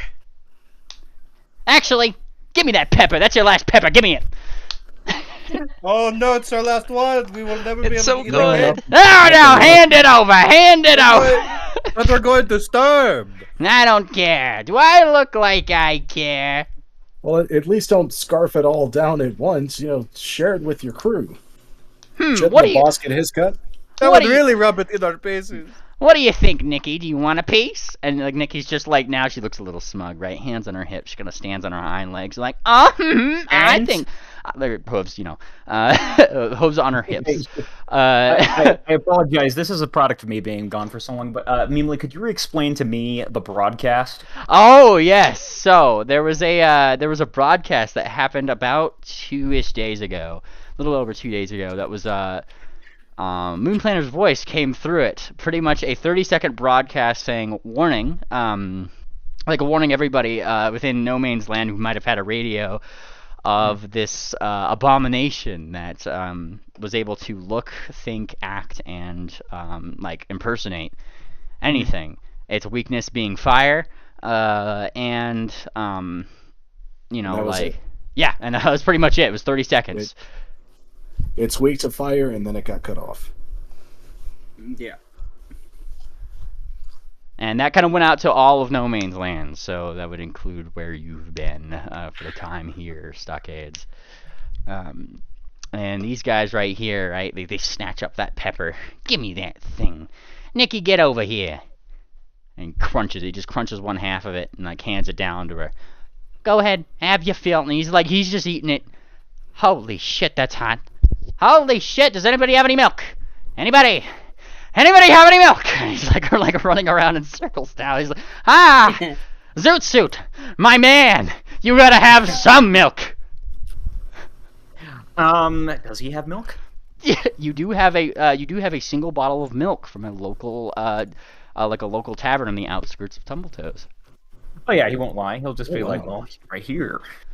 All right, you hand him. Oh my God! Thank God! And he starts just like chugging the milk, and then Nikki is already just like 2 bites into this pepper. Hey, hand it over! Hand it over! It's just like jumping up, trying to get it. Hold on, bitch! He's drinking the milk first. Okay, there you go. They eventually calm down. Ha! We ate your pepper, and they both have milk mustaches now. Take that. Okay. And Mr. Zoot Suits, you should eat one too. Wait, you have more? You lied to me? It's my secret stash. What? Hand over all your peppers.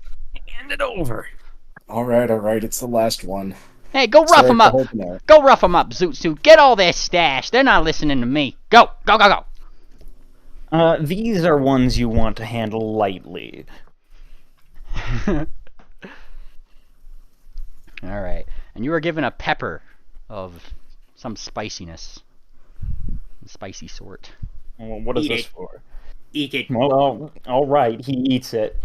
Yeah. It's pretty damn spicy. Give me a fortitude check. Or fortitude save. Yeah.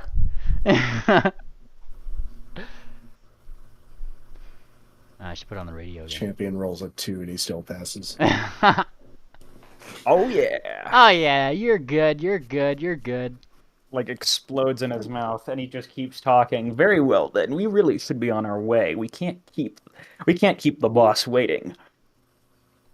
Right. Yeah. The family doesn't like it if we keep them waiting. Now, are we in any kind of trouble for this? Any gestures to the 2 armored assassins that just took out the Templars? You're never in trouble when you're with the family, and you're part of the family now by extension of me being in it. Okay. Got a point. this is more of a suggestion for maybe someone that could deal with like mechanical stuff. But is there any way we can salvage any like communication pieces from the armor? It seemed like you said, they had like a communication device, just anything. It would be like if you want to roll a crafting check on the actual armor itself to see what you might be able to salvage from it, that would be okay. There's also 2 guns that you guys haven't touched yet, arbacuses by the looks of it, that were kind of just like on the ground next to him, obviously. Yeah, let's pick them up and take them with us while I ID it all. You pick up the arbacus and immediately spikes shoot out from the handle and stop you from grabbing it. Actually, it's one of those. Yes, it is one of those. Let me see. There's a 2d8 plus 1d. Yeah, it's you take roll. I just need to do that in 2d8 plus 2d4. You take this much damage as you try to pick up the gun. God damn. 13 points. God bless America. Do I get a reflex save at least? No, you picked up the gun. The spikes go out. You're not supposed to. Is there a crafting method to suppress that feature? Well, you can certainly give me an Arcana, Religion, Magic roll, pretty much, Occultism, or a varied roll to see what might nature? be on the gun. Yeah, Nature would also, yeah. Oh my god. This gun seems to have the Authorized rune. I have found a picture of Moon Planner right now. We need that on credit cards. I remember that episode. Oh my god, yeah. Oh no. Yeah, Moon Planner goes to pick it up and he's like pulls his spikes out of his hoof. Okay. This clearly has the authorized rune on it. We should not pick it up with our bare hooves. Or any hooves, really. The authorized rune is like, no, if you're not authorized to pick up this weapon, you will get hurt. What about some tongues? Can we use tongues? You can certainly try. Or maybe it's linked to the armor that they were wearing. I have a feeling the armor may be the same way. Nah. What about the communication devices? What happens if somebody touches the helmet? You get gotta hydrochloric acid sprayed on your face. You go to touch the helmet. You're taking a look at those. Touch the helmet. Same thing. Who's touching the helmet? I merely suggested it. You suggested it, but you said what happens. Yeah, what happened? I said what happens. Yeah. I didn't say I'm going to Heck, touch did the say helmet. it's probably the same way. Yeah. You could assume then that's the case. I mean, Sheriff probably is the one that's just... the Sheriff's probably the one that's just like, just as you got close to it and the spikes, so he's like, no, don't do that. There's a reason why nobody's got these guys' equipment out here in the wastes for unless they know what they're doing. I'm gonna throw a pebble at it. Ding. It's a pebble. Oh, okay. Well, Curious how they're able to keep magic on their equipment going. What about the ammunition that they were shooting? Can we find it?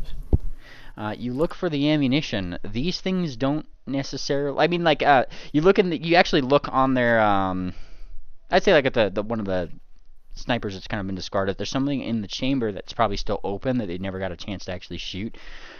It's not... I mean, it's a bullet. It's supposed to go in, but you actually see there's just, like, clear band where almost this, like, powder seems to be, like, loaded, and it's definitely not gunpowder. It's like they load these on the fly. Crushed aether stone. Some kind of concentrated shot mixture. Yep, that's one of them. And then the one that's down on the ground seemed to have a slightly different bullet.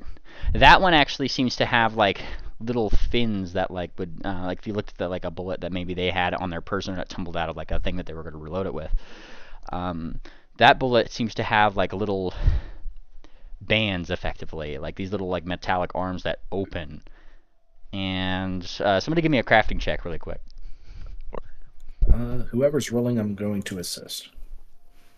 let's see. I think we got 3 legendary crafters in this party, so we're not short of it.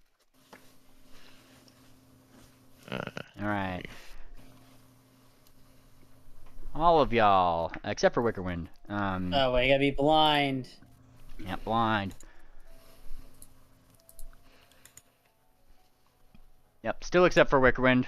Bellhop and Peck, you do get a little bit more maybe indicative use of this particular bullets type function. This one just like tries to scoop aether dust out of the air itself as it flies through the air before making contact. Huh. And it's just like it's meant to spin and collect as much as it can before it hits. Dirty bullet. Kind of like the basilisk well. Yeah, the dirty bullet, if you will. And also, additionally, I mean, with the arms, like those little metallic arms that are out to collect that stuff, seem to be the type that went through, like one of the types of bullets that went through quarter note. Wait, so it scoops up aether dust in the air? As it flies. That's one. Can you imagine? Can you imagine one of these things on a larger scale? You could suffocate an entire army by depriving them of aether dust. And that's when like Sheriff just kind of like peeks up, and that's exactly what they do. Let me tell you. We should try to get... These ones are tamer by all respects. There are some of those folk that'll come out and just start dusting you. We should try to get one of these to Dr. Shiro. She might be able to glean some knowledge from this. That would be a thing for Shro. I need a reflex save to get some of those bullets out of the casings and stuff, though. Like. All right, Cersei, would you mind helping? Whatever you want me to do. And then all the while, wrap it up, Nikki, and as they continue talking, they've mentioned his name. Wrap it up, Nikki and Righty, as they are named. Go over to a Zoot Suit, if you will, and they're just kind of like doing like a little team huddle up while you guys are doing all this stuff, and Stocks, just kind of seem to be like, all right, good work there, Zoot Suit. I knew that you were useful. You may be the new guy on the block, but let me tell you, I'm rooting for you, and I know that you are. The boss is gonna be really happy about this one. Oh yes, he will. Well, we really should get back on time if we wanted to be the happiest. Oh, of course. Hey, let's go stop by that same place where you got that milk. That'll be a good stop for the night here. Yeah, it's not too far out from here. And then he kind of thinks a little bit. Yeah, we'll stop by those. We'll stop by there, and maybe we'll make a stop by Oasis before we'll go talking to the boss. It'll be a very nice night for us. Yeah, and Are we allowed Oasis? to come too? Hey, shut up! This is a private meeting. What is Oasis known for? So Oasis. You having been to Tumbl-Toes to some extent here would know Oasis is more or less like a tavern, like one of the more I guess like a bar of sorts that's just like in Tumbl-Toes. A lot of people will go through there. It's pretty much like the tavern to go to if you're in Tumbl-Toes. Okay. Yes. So it's is it like, I'm trying to think, is it like fancy or is it like really rowdy? It's fancy, and if you are of the persuasion, they have an entire back room dedicated to escort services. It's like a whole thing. It's like 2 in 1. It kind of depends on where you are. Regardless of where you are in the Oasis, or really most places in Tumbl-Toes, you will find casinos. Oh. It's the safest place we can be. Just get ready to be blinded constantly. All right. Now, did you guys roll a reflex? I think that's on you two. Wickerwind. Roll that reflex. Yeah, somebody roll a reflex. Whoever's getting the bullets for Shro. Yeah. Oh, right. I'm gathering stuff. Yeah. Nice. Yeah, Wickerwind, you're able to just like very carefully get 2 or 3 different, like 2 or 3 bullets from these particular different types, because there was like one with like a little band with some dust in it, and one that actually collected it from the air. You get both of these types of bullets and kind of like stash them away a little bit. Oh, this will be good to look at later. I'm imagining this is like a two-person job where one keeps touching the gun so the spikes go to them, while the other one extracts the bullet. Yeah, pretty.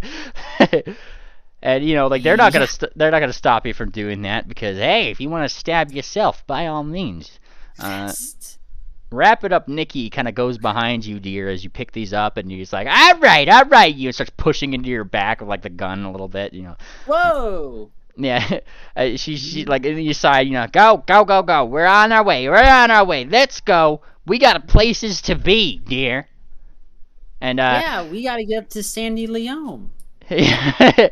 And yeah, he's kind of like I was using the wrong accent there. This is supposed to be Nikki. Yeah, Wait, Nikki. Sandy Loam?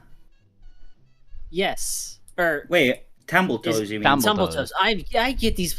My first time here. Look, hon, I don't care if this is your first time here, she says. You're gonna listen to us because I've been here, okay? Okay. Yeah, and then she just starts yapping. She's just like, besides, all of you there think that you're always top shit, blah, blah, blah. And she's going on and on and on. And once again, guy over there, wrap it up, Nikki. My God. like head on. I think he's got like a headache from it, right? I don't think I'm particularly tough. She doesn't listen to Mr. Righty over there. She's just kind of like, oh, all the, your friend sure thinks he's tough, that's for sure. And then, that's when Righty's over there like, shut the fuck up, Nikki. Oh, confidential, not supposed to. Are you talking about another deer you know here? I ain't talking about shit, hon. You're just gonna go downstairs. That's right, one step at a time. Come on. Is Quarter Note okay? Quarter Note is stabilized at the moment. He's breathing. He's breathing. He's just unconscious. His wound just doesn't seem to be easily closed. It's like whatever,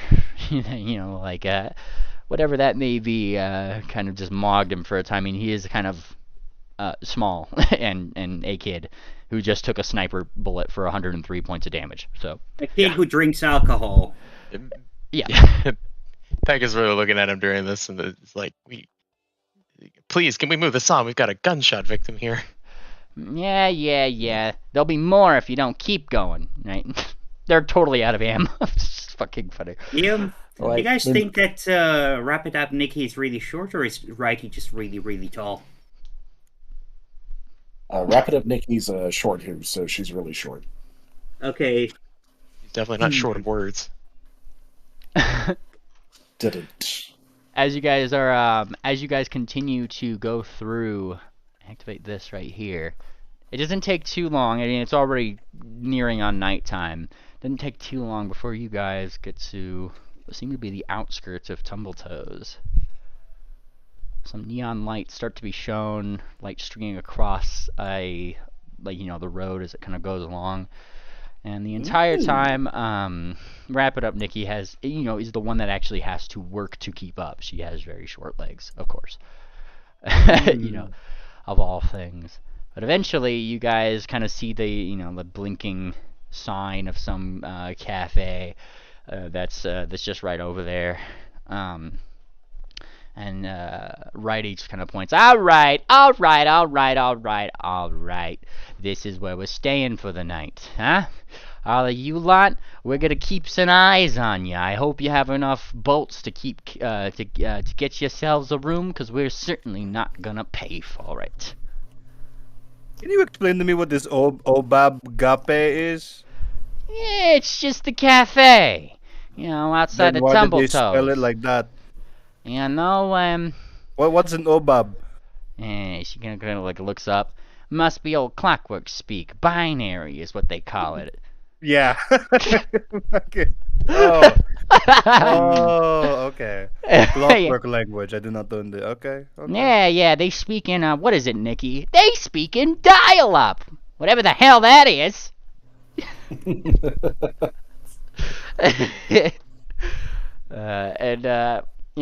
You guys open the door, and it's not like a lively cafe. The door's open. It seems to be like, there's a bunch of advertisements, propaganda posters. It's kind of like a broken, dilapidated building. However, there is a singular slot machine over there in the corner, along with what seems to be some empty tables. There seems to be some straw and hay on the ground where, namely meant to just soak up some of the blood that's just been on it, or has been there for a very long time. And of course, somebody behind the bar, at least you think it's somebody before, turning around, it just seems to be some kind of automaton that's slightly broken, and all you see is this round robot with Fortuna's face on it that just kind of looks towards you, and seems to give you guys a greeting. Let's hear it, Fortunatron. Hang on, I gotta get my fucking voice changer. Oh, god damn it. You put me on the spot. Loading. It's loading. Yeah, it's loading. You just see a processing. You just see a loading bar on the circular that just says loading response. Processing. There it Well, is. howdy, partners. Hello, Fortuna. Fortuna? Juna? You're a familiar face. I don't think we have met before. Yeah. Well, maybe not you, but another Fortuna. I heard there's a lot of you still out there. Ah, yes, Golden Protect the best, isn't it? It sure is. Wait, so this is like a full-on fortune teller? No, it's not a fortune teller model or anything. This Anon, for your information, this is a bar bot. Function to run the bar. That's what it does. It's an automaton. What can I get you? Yep. What do you serve? Eggnog. Eggnog. Okay, that's Seltzer. What do we serve apart from sarsaparilla, mealy? You serve 5 different kinds of sarsaparilla surprise, including sarsaparilla zero, which technically is one of the more rare things in this particular part, so that'll be the most expensive at 50 bolts. Kind of goes down from there. You have your classic alcohols, bourbon, vodkas. Bourbon. Yeah, sarsaparilla. I could offer you some. I could offer you some spilk if you'd like. Bilk. Yeah, Oh, my it's sarsaparilla mixed with milk. This place did, this place did say they had some milk here, right? That guy did give you milk and said it's from this outskirts, little cafe. I guess that would be this universe's version of White Russian. Spilk. The spilk. No, we're only 2 steps away from a paralyzer. You never heard of this drink? Wait. Sorry. What? I faced out. Well, if you're going to make spilk, you're only 2 steps away from a paralyzer. What's that? Surely it's your not in my data bank database. have paralyzer in that. It may not be in my databanks. Please explain. Okay. So you see that spilk? Yes. 1 shot coffee liqueur, 1 shot vodka. And that is a paralyzer into that glass. Copy liqueur. What? What's a copy liqueur? This bar sucks. Fine. Look. Hold on. Give her a chance. This is still Fortuna. What do you mean by that? What, you do not have a coffee liqueur? Coffee. Yeah. Yes. Coffee. That's the accent. Coffee. Alfie. Coffee. Right.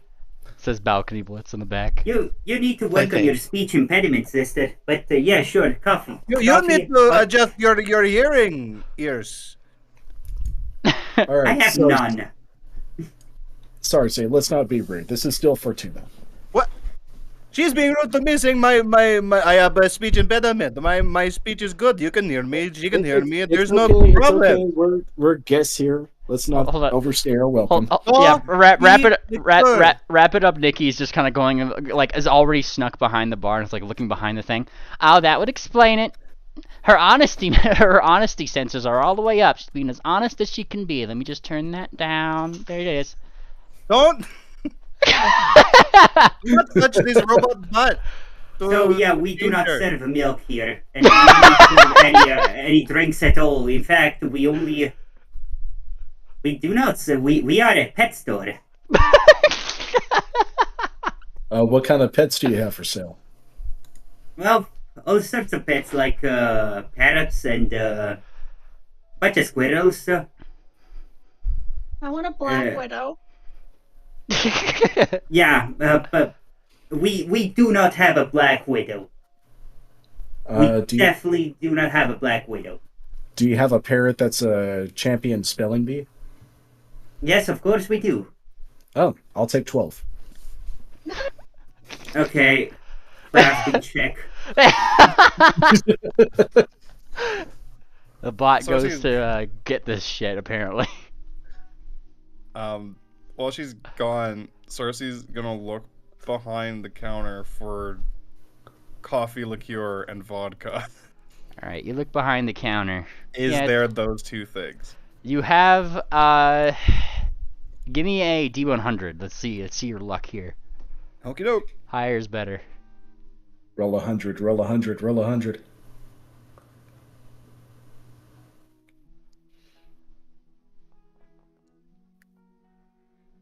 Not bad. Alright. Yeah. No, you see like 1/2 bottle of the cafe liqueur back there, and definitely the other thing that you needed. I didn't hear what you, I knew it was an alcohol. Vodka. Yeah, 100%. That's there. Like, Yeah, there's always gonna be vodka. it was the cafe liqueur that I was like, maybe not. Like, Is there a glass of spilk? yeah, you do see something labeled Spilk.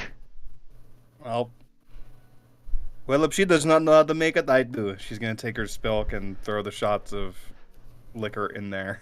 Yeah, you start doing that, and you kind of like use the last of it to make that little liqueur. By the time Bot comes back, Wrap It Up Nikki is just like, all right, that's enough. You're hang on a little bit more. Adjust this setting here. And Wrapping Up Nikki's pretty much putting her honesty back to midline, so it's not like 100%. And then like this lady with a broom comes back out and is just like, hey, get away from my bot.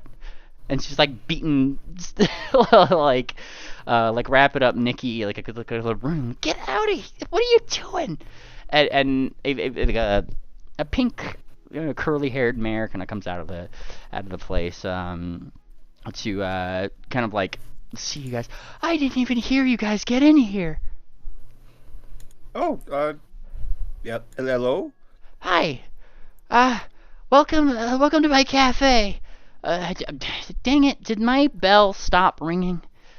I'm sorry. And she's already see that you got like a drink there. Don't worry about paying the bot. That's on the house.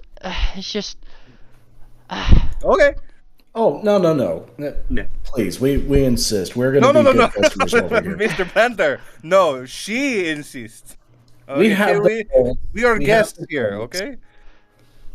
All right. Oh, okay. She's just a little confused, but she's just saying okay. I tell you jumps what, Miss, in. I'm sorry. Go ahead.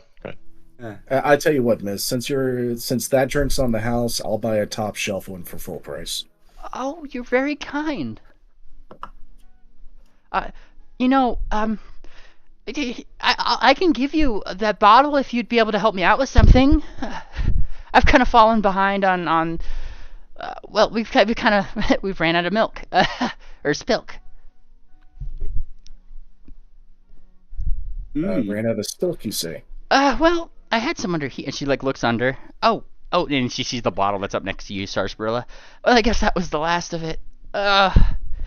Yeah, there's some people that come in from Tumbl-Toes. They, like to well, they hassle me for the stuff because, I'm one of the only people around that kind of has it. Everybody likes it. That's how we keep running out here. But my partner hasn't come back for a good long while. He went down to Sandy Loam, but we you see, he's usually the person who helps me out gets bottles of this stuff. If you guys would be able to help me, I'd give you some top shelf. Out of character, this is a flashback to, I think, session 7 that started off a dark ending for Moon Planner. We go into a bar, we try to help out, and someone gets tortured. Yeah. Par for the No. course for us, I think. Don't think of the negative. Come on. Yeah, It's you're a right. nice. It's a nice lady. Where did you say your partner went to? He went down to Sandy Loam, but I haven't seen him come back since. Oh boy. Yep. Oh, Peck cool. kind of like slaps Moon Planner's back, like, yeah, it's it's obvious what happened. Yeah. But yeah, anyways, offer's still up. We'll help you any way we can. So what are we Obviously. supposed to do? I just need your help. Well, you gotta milk her. That's how you get. That's how you get Spilk, right? Do you have some livestock that needs to be milked? Yep, old Bessie, right in the back. You know, she just needs somebody to pet her while you do the thing, and she can get a little feisty sometimes. I just can't do it alone. Oh, How yeah, many- sure, we can do that. How many people do you need for this? Well, we really only need like 2. And truth be told, and she kind of like looks at Sarsaparilla and Moon Planner, she really is the calmest around bat ponies. I think she's a little racist. You don't say. What? Wait, is she a bat pony too? She herself is a bat pony, a leather wing, Oh, she's a pink bat pony. a pink bat pony. Or Ryan would be in love with her. Yeah. Anyway. Yeah, Moon Planner will say, yeah, by all means. I haven't had a chance to work with animals in quite a while, but I love doing that. Oh, wonderful. Okay, well, the rest of you guys don't touch the mobs in the back of my bot. She says, like, more looking at Nikki than anything, who's going like, what? You know, like, giving those sort of arms. She'll help you out if you need. If you guys want to follow me right over here, I'll go introduce you to Bessie. Oh, wait, ma'am, one more thing. Do you know anyone who could help us treat a Templar wound? Oh, yeah. right. Yeah, Like, I'm sorry, I didn't want to interrupt before. yeah. Oh, that was actually more important. Sorry. Yeah, like, Oh, by the way, we have our friend. with He's a been gunshot gunshot. victim. By the way, we have a child who's about to die. yeah, exactly. It's like she, oh, my lords, that, I don't have anything, I'm afraid, but, and she kind of, like, thinks a little bit, those Templars, they're nasty, she says, shaking her head. Ugh, they use all those weird weapons. I really wish they didn't, but I suppose that's why they don't really like Tumbl-Toes. I know that they have things for it. They have to deal with all these guys all the time. That's why we kind of stick around Tumbl-Toes. We don't like those Templars. Well, I tell you what, Peck, here, take this. And Moon Planner's going to pull out all 12 elixirs of life that he prepared for today. It's like, just pour these down his gullet. If he vomits, that's okay. He should still get the healing even if the liquid comes back up. Just give him all of these if he needs them. Of course, that's kind of you. Brute Thank you, Moon force. Planner. Alright. My bigger concern, though, is whatever is affecting him. We really need to get that out of him. Yeah, the whatever they make up in Tumbl-Toes, like I said, they're known for their alchemical things. Alchemists everywhere go up there, and that's, I mean, the best things to deal with what the Templars do. They know how to do it. She gives you a What's our big old thumbs up. I'm sure this was covered, but what's our travel time to Tumbl-Toes?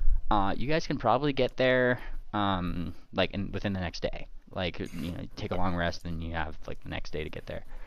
Okay. You guys are like literally just kind of on the outskirts right now, which is why you're all, like, if you look in the distance on this particular image that we're on, you can see the large buildings in the distance. Gotcha. Okay. Yeah. Well, the elixir should keep him stabilized and hopefully help him feel better until we can get him fixed. Mm-hmm. Good. So- She will go tend to him. Wonderful. Still going to Bessie in the back, yeah? Yeah, still going to Bessie. All right, Sarsaparilla and Moon Planner. Jenna takes you over to what looks to be like a pretty big barn of sorts. It's somewhat dilapidated a little bit, and she just kind of like looks in. All right, just remember, Bessie is a little sensitive, so no loud screaming or wild motions or anything like that. She'll go haywire, and we don't want that. Okay? Okay. Okay. And she holds open the door for you, Sarsaparilla and Moon Planner, to like go in, and then follows behind you guys. As you guys go in, yeah. Moon Planner wants to sense motive on Pink Pony here, making sure she's not walking us into an ambush. Of course. I'd be surprised if you didn't. Yeah. All right, no, she seems like she's legitimately giving you like, hey, this is how to handle the thing. This is how it's done, and as she, goes into the door with you, she closes the door behind. She seems to be looking for the light switch. Okay. And, she flips a switch. The lights start turning on. There, kind of snoozing in front of you, is the biggest spider you have ever seen. Cersei, take a deep breath and just back out very slowly. Sorry, wait, what? You turned on all the lights. All the lights came on, and there, snoozing in front of you, Cersei, is the biggest spider you have ever seen. No, don't. Just back out slowly. I'll take care of it. Just keep an eye out. I gotta make a will save to scream or not. Yeah. That's good. Yeah, that's pretty appropriate.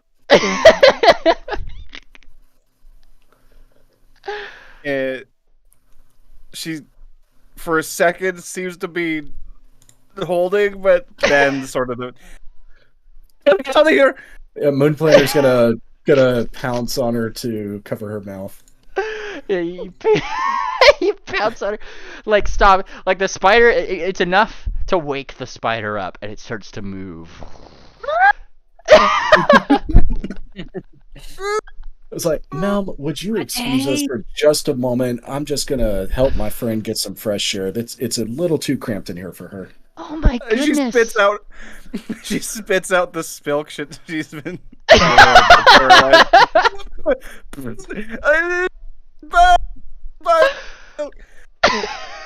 You're cutting out a little bit because you're clipping your mic fresh. Yeah. Just spider milk. You know what? There's all kinds of weird bodily fluids that we consume. Spider milk is probably not the weirdest one. That doesn't help. Milk would be out here to begin with. I was kind of curious where it was from. This is kind of hilarious.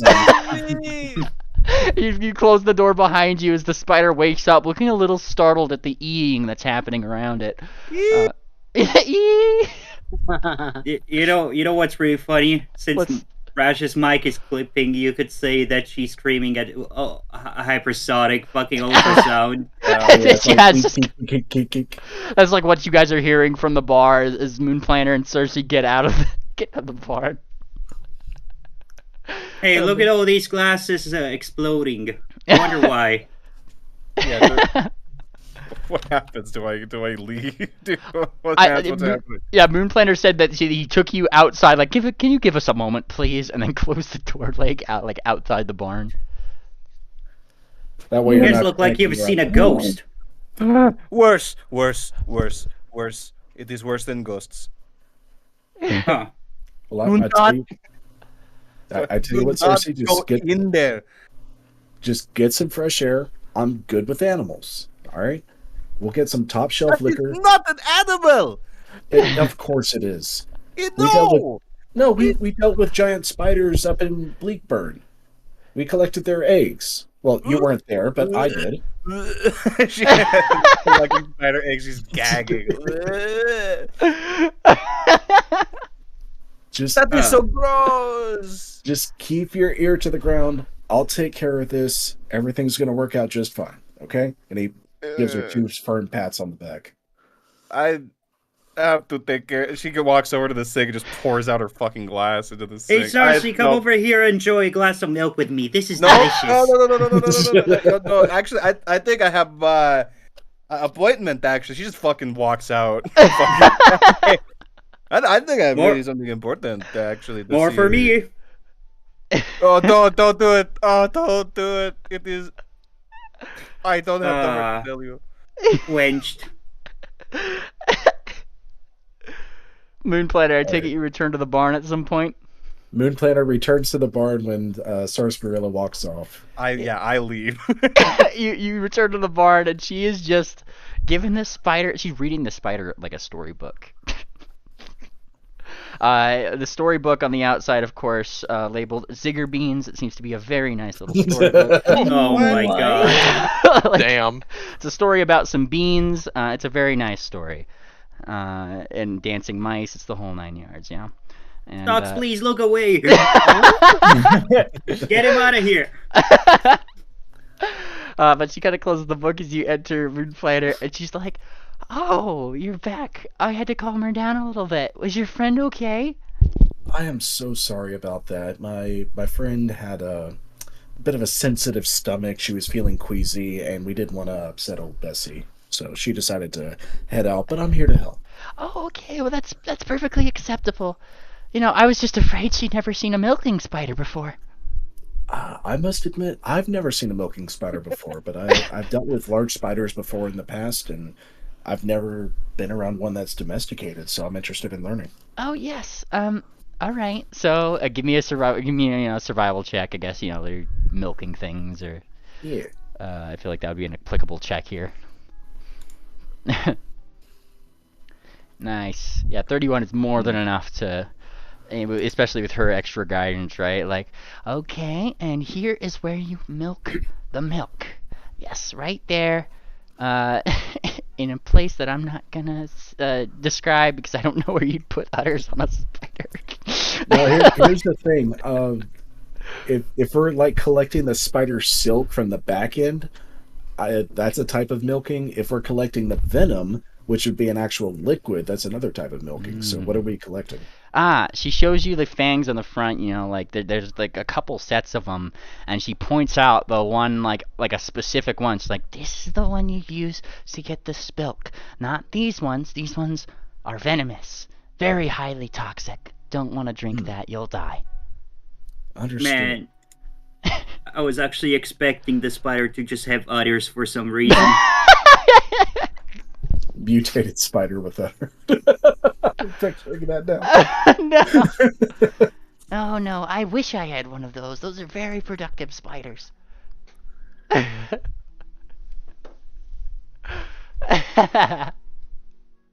Okay, so yeah, Moonplaner goes to work. All right, and you get yourself several buckets of spilk. You help her out. And it only really takes you like a good half an hour or so. I mean, like, you're really good at this. And she compliments you over and over. She's just like, my goodness, you put my partner to shame out there. maybe we should have gone into business together, like that kind of thing. She's just, chit-chatting back and forth. Like that kind of stuff. By partner, it doesn't seem like it's like her significant other. It's literally just like business partner is what she seems to be referring to. Gotcha. It makes things significantly less sad. Moonplaner's thinking to himself, it's actually good that she hasn't encountered her partner yet, because that probably would have been Thingpone. Mm-hmm. Moonplaner's going to ask her if he could milk the poison, because they have a group of scientists that would like to analyze it. Oh, are they up in Tumbl-Toes? No, it's actually us. Oh, I didn't take you as scientists. Oh, we have all kinds of crazy talents. Musicians, writers, explorers. I thought you were just a courier group on account of that you had a deer with you. We have some couriers around here. They deliver things to and fro for Tumbl-Toes. Oh, well, you know how dangerous it can be out here. You have to have all kinds of people to go with you. All right. Well, feel free. Here's, she gives you a little jar to milk it with, and you get yourself some spider venom. All right.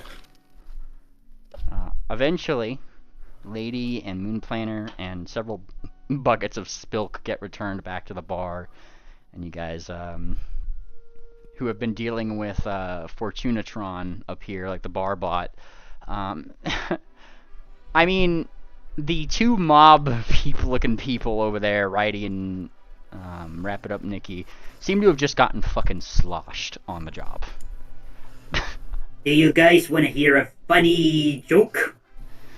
Hi, yeah, hun, give me your best shot. What did the ocean say to the beach? What the fuck is an ocean? Nothing, it just waved. What the hell kind of joke is that? Did we pay for this, Righty? And Righty looks over, he's just like, Nikki, it's a joke. Shut the fuck up. You know, I only know 25 letters of the alphabet.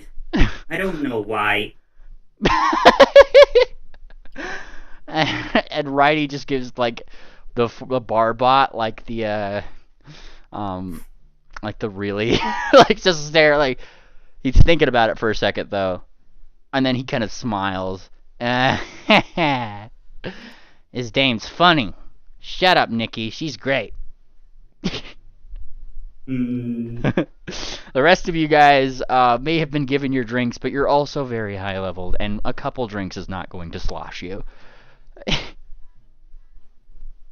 But yeah, like I said, unless we want to, of course. Unless you really want to, but at that point you have to drink a lot. It is one of the negative things about being a high level adventurer. You have a very high alcohol tolerance. Text whisper to Moon Planner. I noticed something a little weird. I don't know if you picked up on it. Don't you think it's a little strange that she didn't realize that there's been an attack? We sent out that signal and everything, right? I think you may be muted. No, I'm not muted. Moon Planner stays quiet for a second to think about that. Excuse me, Miss Pink. I never got your name. Hi. My name's Barbell. Hi, Barbell. Did you hear a radio signal recently? Oh. Something that was like an emergency signal that went out everywhere? I mean, I heard something like that. I thought that was just those latchkey kids out there playing a prank or something. Hmm.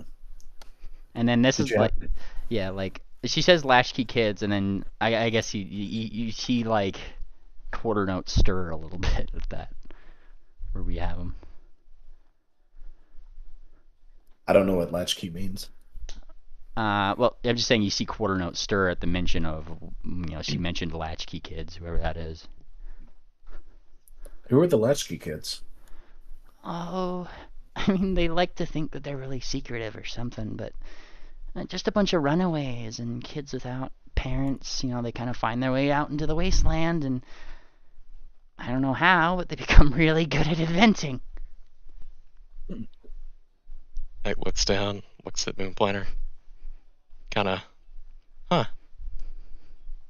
explains a bit.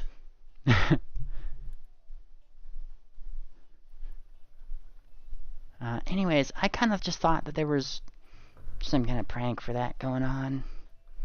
He gives a little bit of a shrug.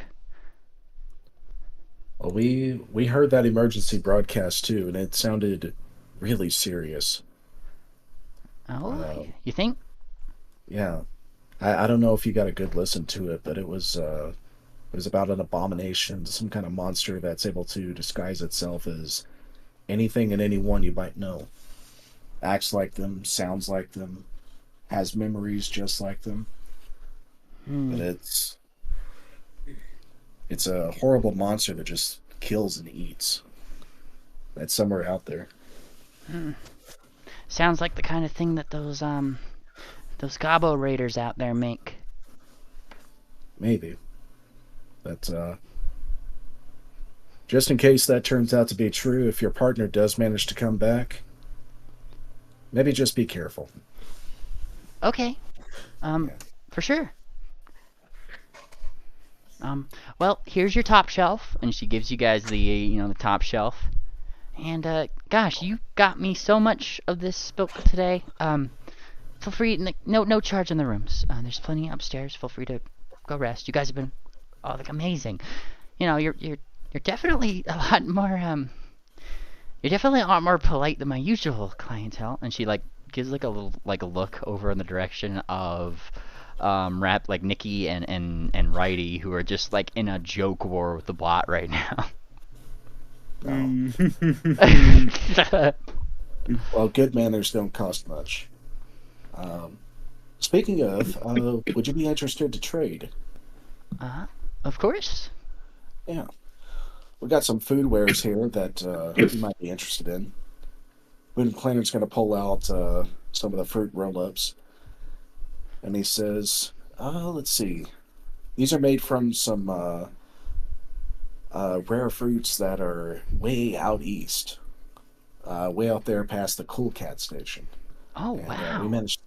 we managed to put these together, and they've actually been a big hit. You know, if you want to, take some of these for yourself or sell them to your patrons that come through, they got a real good kick to them, and might help you sell some milk along with it. Of course. Well, You should probably sample one right now.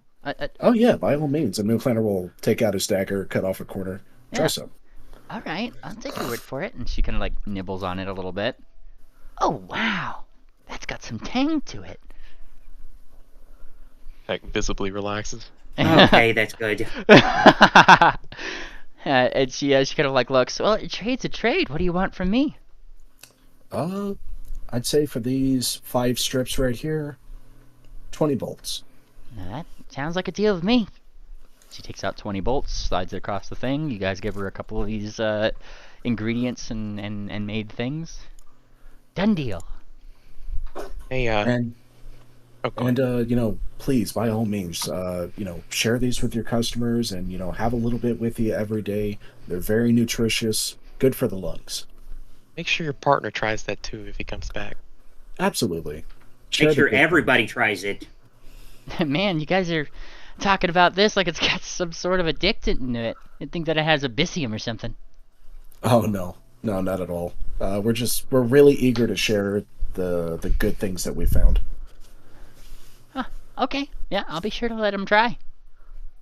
All right. And you guys are led up into the room. To get your long rest. I'll go ahead and push your bed icons. How about that?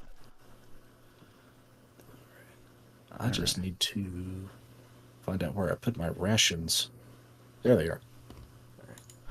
Yep. All right, let me find your beds. Where's the beds? There it is. Boom. Now, mind you, the 2 people who were supposed to be on lookout for you guys were sloshed as hell, which leaves it up to Zoot Suit to be on watch, technically. Oh, Peck's staying up. She's and Peck, yeah. Yeah. I'm talking Sarsi's about like still the outside of the place. yeah. I yeah. see. Well, I mean, like, you guys are free to stay, like, keep watch. I doubt Stocks is stopping you. I'm just saying, out of the goons of 3 that were there, like, he's kind of the one that's left to apparently be on watch, right? Oh, real quick, what was the innkeeper's name? Bell what? Barbell. Barbell, thank you. I know, creative name, right? I'm going to spell Bell the fancy way. Yeah. And, morning eventually comes. Namely, the thing that awakens you is just, the yell of what sounds to be Mr. Righty. Oh, no. Zoot! Come here, boy! Oh, there you are. Boy! Yeah. Okay, thank God you're still awake. I thought, we passed out. Are they still here? Who is we, or they, I should say? The guys! These guys! And he looks for his wanted poster. Moonflander still has his wanted poster. The guys that we came for!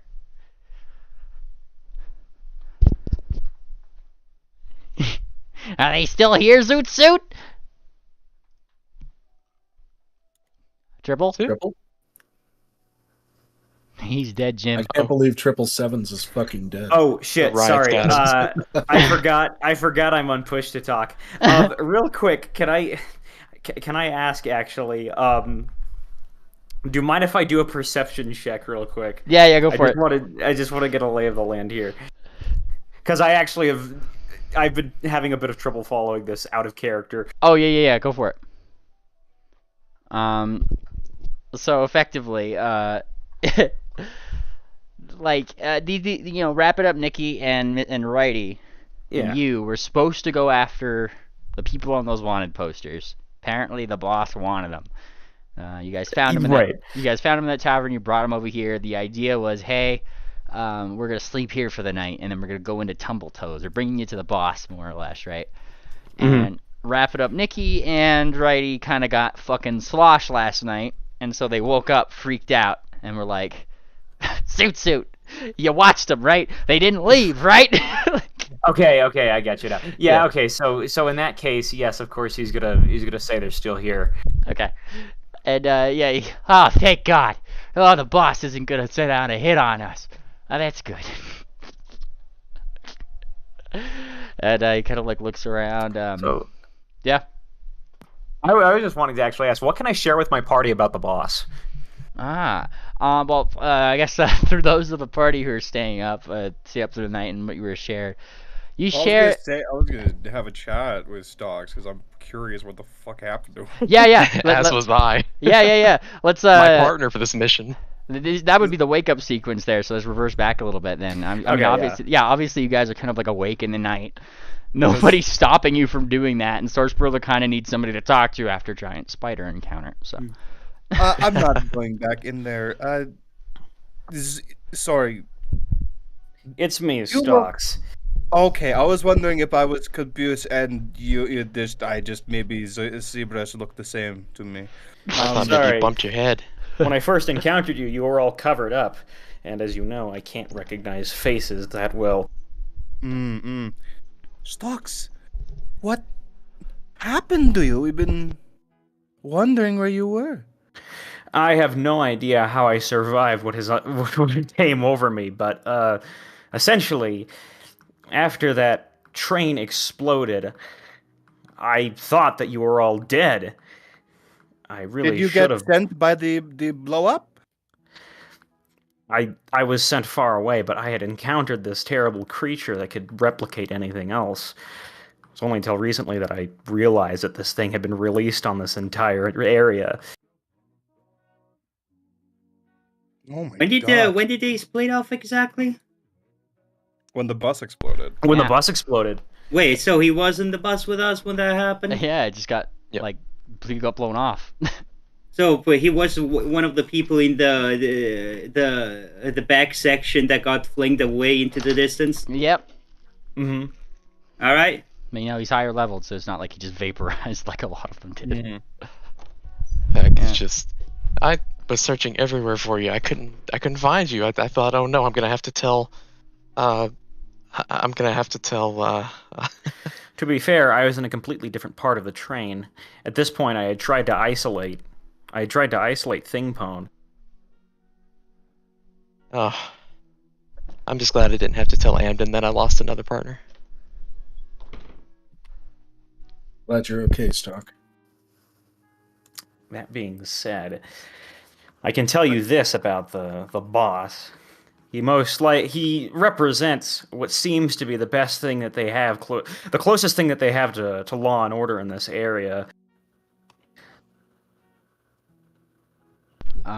You also know an additional little bit here, Stocks, if you used to give it. You can find the boss at a place called Pharaoh's Curse. Alright, he'd inform them about that. But yeah, he'd basically say that his thinking is that, like, it's not like there's any actual Bannermanes chapters he can find out here. He just found these guys. And he explains that more or less, like, after he had done that, he had wandered around thinking he was just going to die. His eye's missing because Thingpone basically took his eye. And so he's got an eye patch or whatever. Oh. Yeah, he punished Stocks. No, man. Unfortunately, my first encounter with that thing was it invading my eye. He says, like, lifting the eye patch up to reveal it's, like, terrifying-looking hole underneath. Oh. My only choice was to rip it out. Jeez. Can a regenerate help with that? Potentially, but frankly, I had given up on that a long time ago. I had joined the family because, like I said, they're the closest thing that people had around here to a body of ponies that could actually enforce some semblance of the law.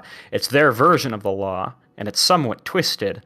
But really, I'll just take whatever I can get. They seem to help people stay safe. Got very interesting company with you. They're definitely not all good eggs. Definitely not your type either. Sometimes you just have to work with what you have. That being said, I'm overjoyed to see you all again. Perhaps you can actually make a change in this place. I've had some time to get acquainted with the people here, and I've actually grown to care about them. So it would help me at the very least. Definitely keep the suit on. It's very I haven't admirable had of a you, family Snaps. ever since. I haven't had anything like a family ever since. I'm suddenly Holbeck. suddenly blanking on the name. Holbeck. Yeah. Holbeck. You assimilated pretty fast, but this is a pretty terrorizing place to be. Are you gonna stay here? I don't think we have much of a choice. We Yeah. are working. We are working towards a solution. We have a doctor who's a ghost working in the Magnificent Mansion, Dr. Ingrid Shrill. Long story. Long story, but the short version is we're gathering relics of Crucible, bits of machinery, documents, chemicals, things that we can bring to her so she can try to find a way to cure this aether dust in her lungs. She knows of the disease and was part of a research team trying to find a cure centuries ago. And that was the place in the shack where we first encountered Thingpone with the cats. We are bound by duty to destroy this thing. If it gets out,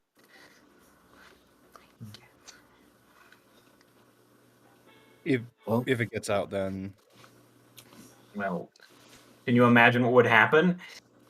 We're not quite sure if it can get out. On account of I don't know. Do you know about the dust in the air?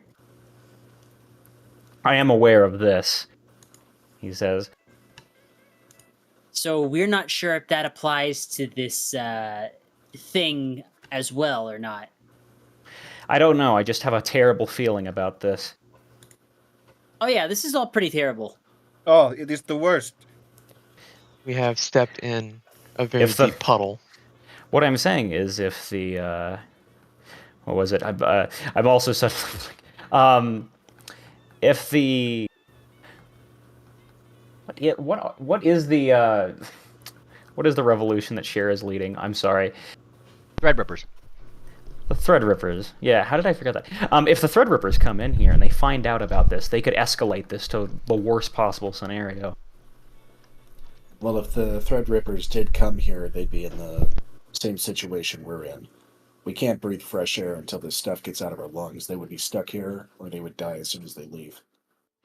But if they found out about this and they survived or got through and told the rest of their friends, they at the very least could potentially share some of the information. Even if they don't make another Thingpone, the knowledge of such a beast could be terrifying in the imagination of Cher. Can you imagine an undead version of that thing? Don't put the ideas into the heads of the gods who are listening. Listen, Stux, we're just glad to see you again, I think. Yeah. We are very worried. To be honest, I am as well. For the first time, you all were the closest thing I had to a family. Oh, one other question. I know this is sort of tangential to what we're talking about. We've been looking for a device, something like it unlocks things, certain technology. What was it called again? A C something? Slicer. C slicer. I see. you don't You're suppose after you're- what my boss is after. Oh, That slicer is the property of the boss. So he had one? Well, he wanted to have one. Unfortunately, we have a bit of an issue going on. See, someone was supposed to deliver it. One of those deer, the festive deer, if I recall. Unfortunately, he did not deliver it to the boss. He delivered it to someone else. And we have no idea who it could possibly be because he's not telling us.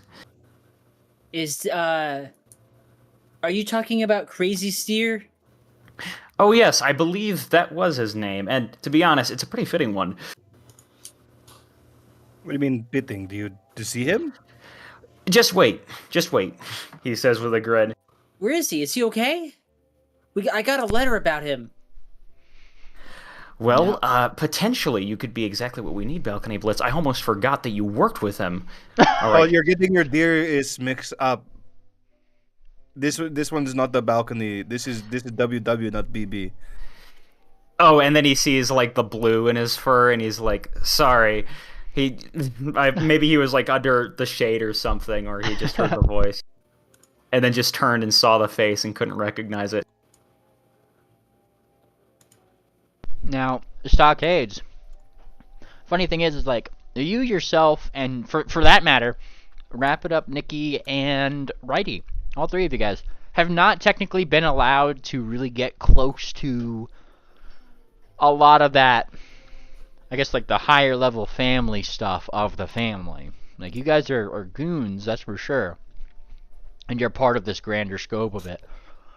But in terms of things like, you know, they wouldn't have let you in the room with this particular individual. You would have, however, heard the name by for sure. Like, okay, maybe he I was thinking he might have at least heard a story with how explosive that character's character. Oh yeah. There's 100% stories floating around the family. It's just like this guy's got 20 teeth and all that stuff, and like his horns grow indiscriminately. Like misinformation along with information, right? Like actual information. Yeah.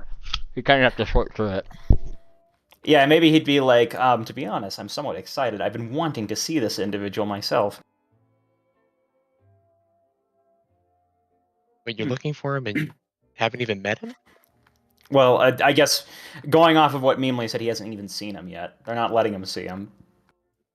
Yep. It's that secretive to the family. But he can now go up to his superiors and say, hey, listen, we got someone who can help them. Like, who can actually move the situation forward, because what our current methods are not working.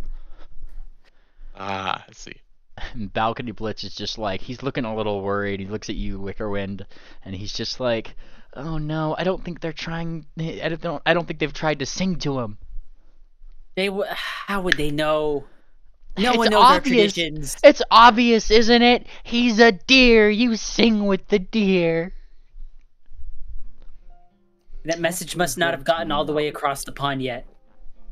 Darn it, we gotta make sure to deliver all those messages then next time. Oh, I'm worried for him. I really am. Yeah, and kind of like nods. Well, we'll get him back into the gang.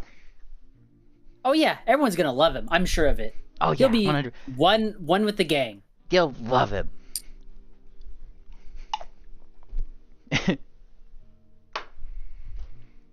Well, what should we do? You go meet with the boss, or we do find these crazy steers? Well, I mean, they're in the same place, aren't they? Yeah, it's like apparently these higher level family members are, kind of the ones that are keeping him to some extent. I'm curious. Well, here's the thing. Stocks is himself high level, so he at the very least would have proved that he's a very valuable asset. Do you think he could use that, or use some kind of diplomacy check to just get them directly with them? I feel like you have more more. Audience. You have a more of an audience, with on account of that. Yeah. Quite frankly, like as disconnected as like the actual like blood family members on the top are apparently,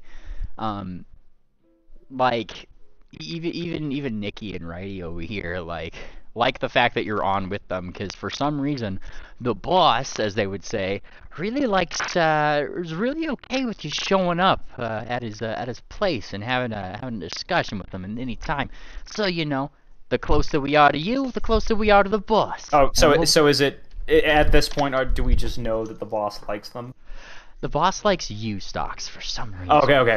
I get what Yeah. you're saying now. I mistakenly thought you were talking about the party for some reason. Okay. Yeah, so he's gonna say, like, hey, let's just cut to the chase. Maybe we can I'm sorry, I should actually be in character. Listen, I have an asset here that might be of your use, as the boss would say. I think I would like to request a direct audience with him. Yeah. What end? Yep. No, he's explaining this to them. To Ratty and Nikki? Yes. Oh, Yeah. I thought yeah. we were still at night having a conversation with each other. Oh shit! I'm sorry. I thought we had moved on. Okay. Yeah, no. Okay. Move back. Retcon that. Okay. Sorry about that. You're fine. But yeah, Moonplanet will ask you after listening to everything to what end. Oh. Okay. Maybe you'd go back and just say, well, once we find out what Crazy Steer knows, so he'd be going back to the plan, I guess, of just go to talk to somebody to go to Crazy Steer, and he'd say, well, he'll lead us to the slicer, or at least a lead on the slicer, so, like, because we'll know who we delivered it to. Well, I'll tell you what, Stocks. Keep the origin story of this to yourself. Don't share this with the boss. But we actually have a slicer with us, and with a 3 slicer. So, oh, sorry, go on. You could go up to the boss and say, "Hey, boss, captured these guys on the road. They had a slicer with them." I'm sure the boss would be very impressed. Maybe that would be enough to get an audience with Crazy Steer. Now, hang on a second. What level is this slicer that Crazy Steer was delivering, though? Because if we have a lower level one, is not going to care about it. Exactly. I mean, maybe not that You one could perfectly, but it would be a slicer that the boss wants. Meemly, you can correct me if I'm wrong, but what Stocks would probably say is, this boss is not like Buckback. He actually has some amount of reason. Getting, like, actually in favor with him and just being honest about the situation might be beneficial to us.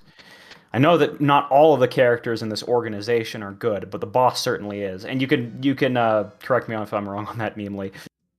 It's a run by a family, and they do things in the interest of the family. If This seems very Omerta.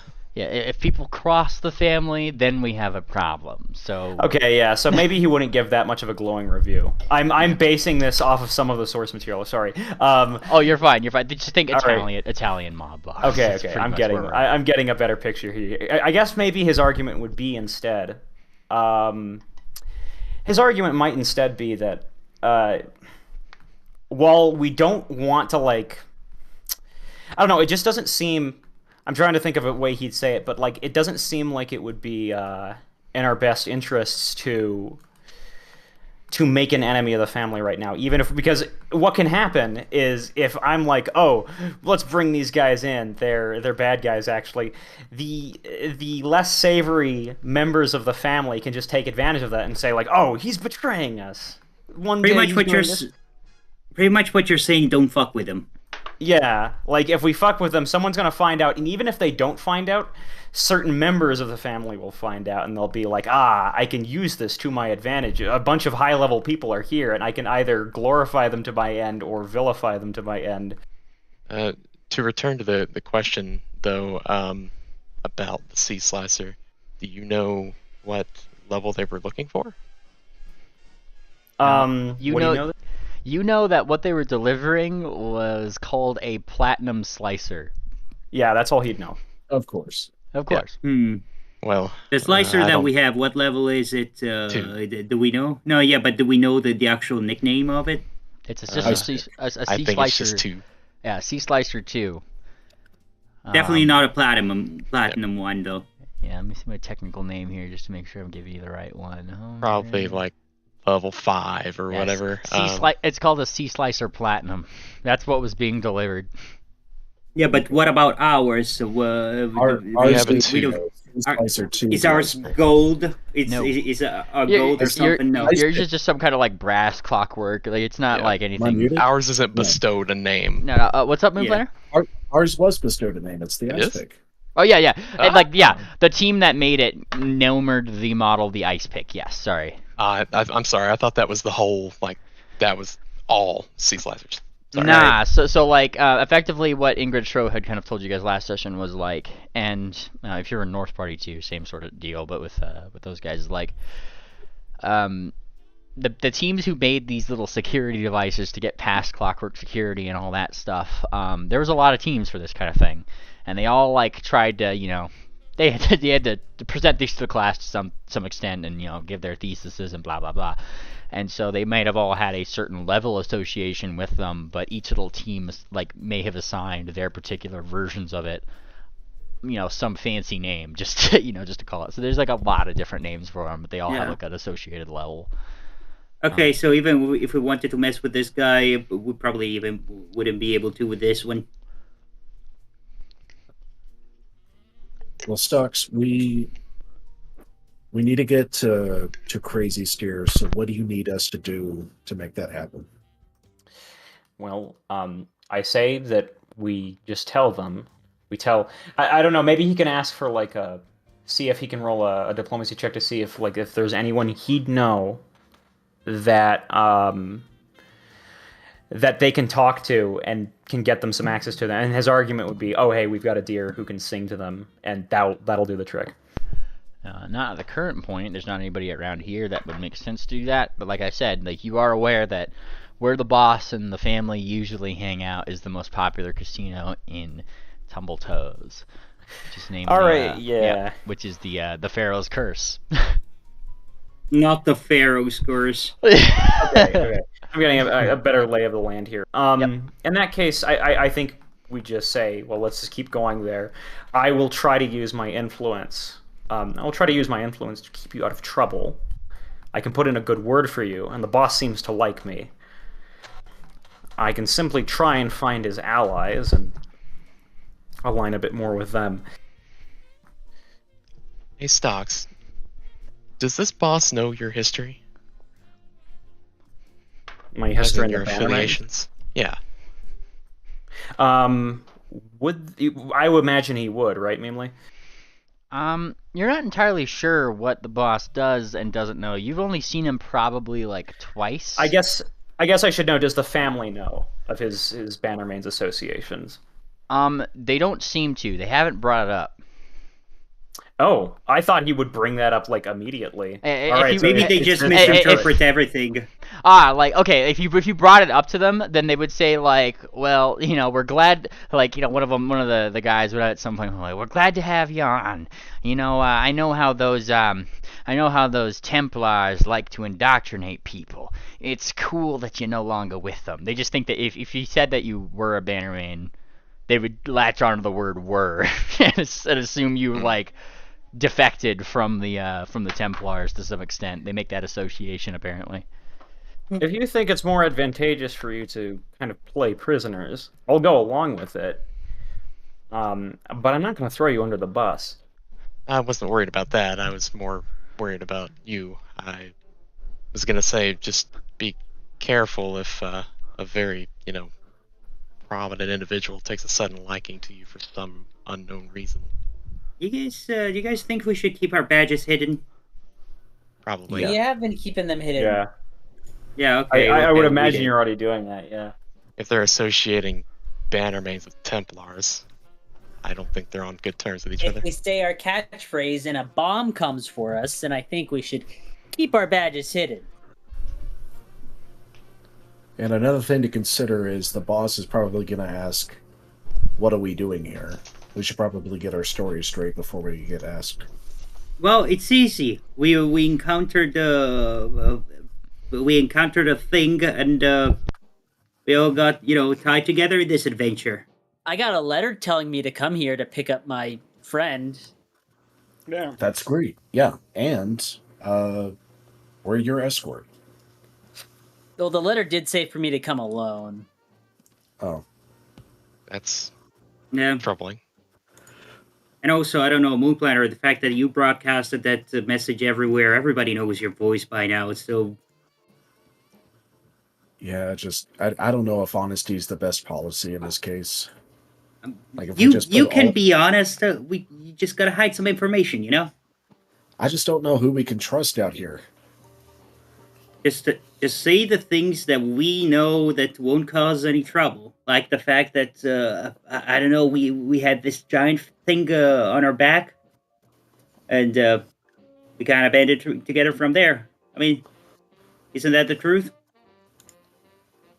I agree. There's no need to lie. There's no reason to tell the whole truth either. All right, we'll be careful.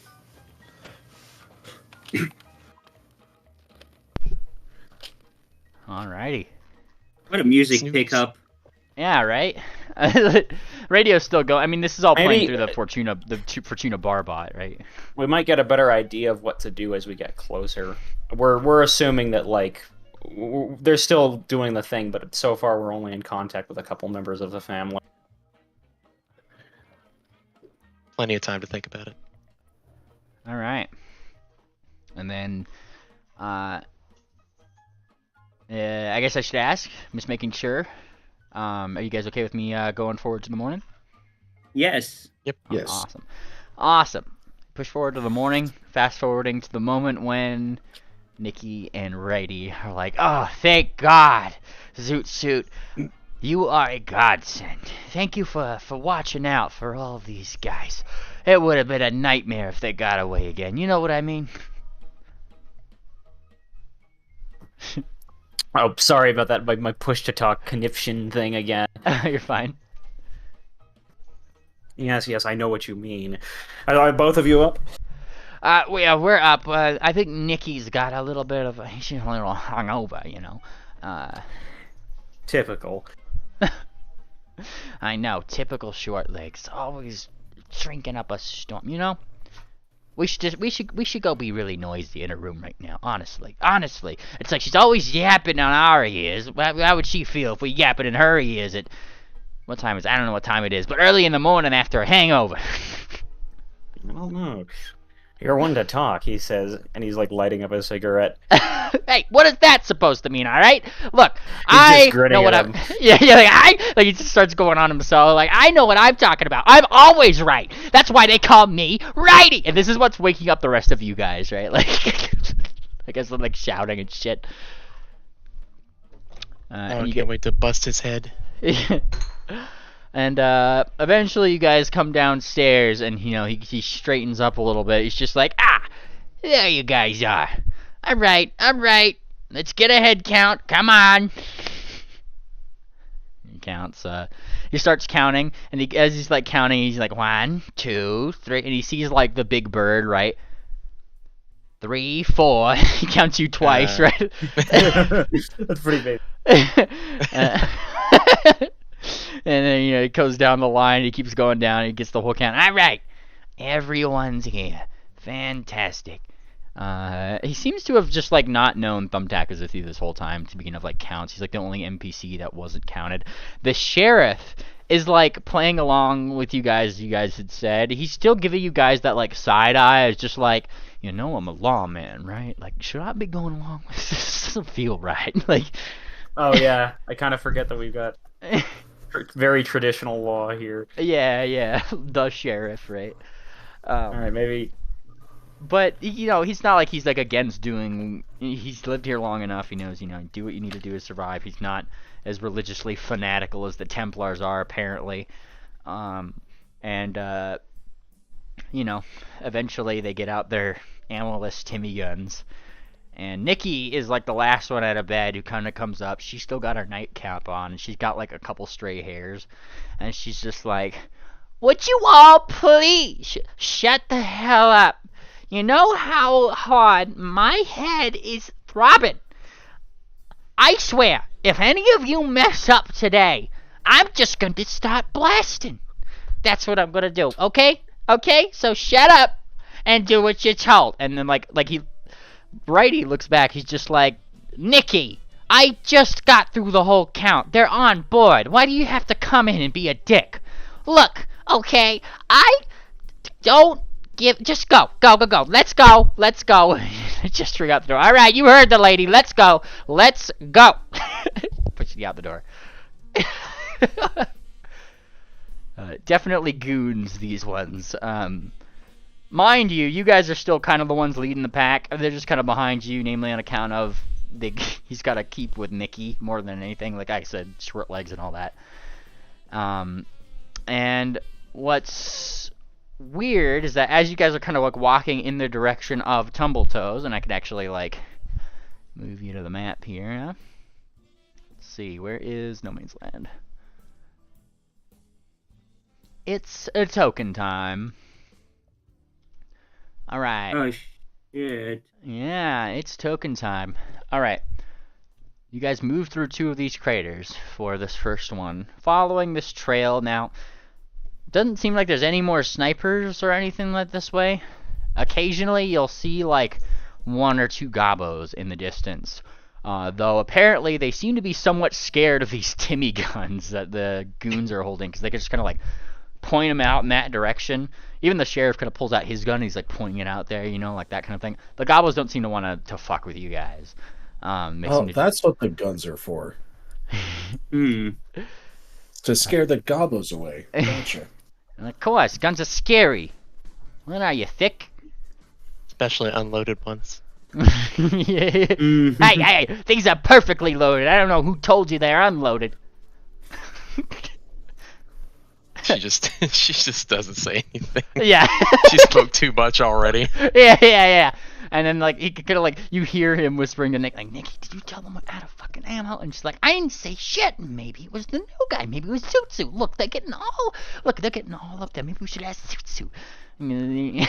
They're just kind of like arguing as you guys like move upwards into the direction, closer and closer to Tumbl-Toes. Now here's the thing. As night starts to fall, it becomes a little bit more obvious. Kind of like around...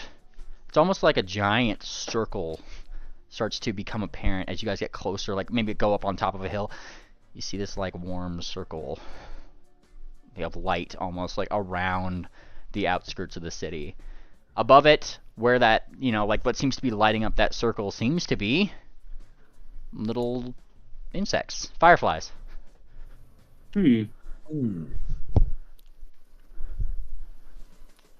Well, if this place is any indication, this can't be normal. Yeah, even even Nikki and Righty, like they kind of get on, they like look. They're not too far, right? It's like down the hill, and you'll be running into some of these, you know, this little band of light or whatever. He's like, oh, well, that's weird. This wasn't here before? Hey, it wasn't there when I saw it. What are all these things? Hey, come on. You go touch him. Go touch him. Yeah, you with the hat. What? Yeah, you go touch one. Okay. All right, bellhop. You go toward that like ring of, you know, lit up circle around, you know, where all these fireflies are floating. You reach out and just touch one. Yeah. Be ready, tangent. Give me a reflex save. Okay. Wait, why am I doing this? Minefield? The guns are unloaded. Well, I mean, you said you reached out and confirmed. You confirmed. Yeah. Give me your save. I know. Yeah. Oh wait, hang on. That was blind. Oh yeah, I'll reveal it. Can you unhide? Yeah. Yeah. Yeah. No, she's thinking that as she's touching it. Well, you're thinking about it. You reach out. You actually fail, and you take yourself. Let's see. You take yourself like this much damage. Oh, thank you, dog. Thank you. You take yourself 25 points of fire damage as several of these fireflies fly kamikaze style towards your hoof. And what's 203 minus 25? There you go, man. 223 minus 25, 198. You could do that math with a roll logic too if you ever need to. Just like roll that number minus that number. You could do math equations with Foundry. Alright. Oh yeah. Hang on. Reflex roll, right? 178. Ouch. Damn, I was way off. Yeah, that hurts. Yeah, and like these fireflies continue to like go around. Huh. Well, that's interesting. How do we get in? I don't know. And like he kind of looks at Nikki, like who kind of gives like a shrug. What do I look like? Do I look like the schnoz or something? I can't get us through there. And then Oh, adventure's over. yeah, like Pack it up. looks toward Zebra Lad, Mr. Stocks over there. Hey, Zoot Suit, you got any ideas? Let's see. So we got some fireflies.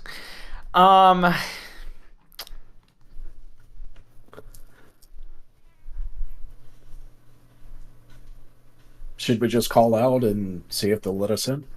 What if we just dig up? Is there like a certain kind of check that we can do for this, like Yes. Arcana or something? Nature. He does not have that, but does somebody else do? Well, maybe he'd suggest that. I think Moon Planner? All right. Somebody. Hey, Moon Planner, you're getting a better look at some of these things. You're not getting too close, but you're definitely getting close enough to get a better scope of something here, something interesting. This is magic. It's a weird form of it. This seems to be druidic in nature. You're not sure exactly what it might be, but definitely seems to be some like you're getting the spell school of I was just about to say it. Hold on. Spell school. Evocation? No, not evocation. Conjuration?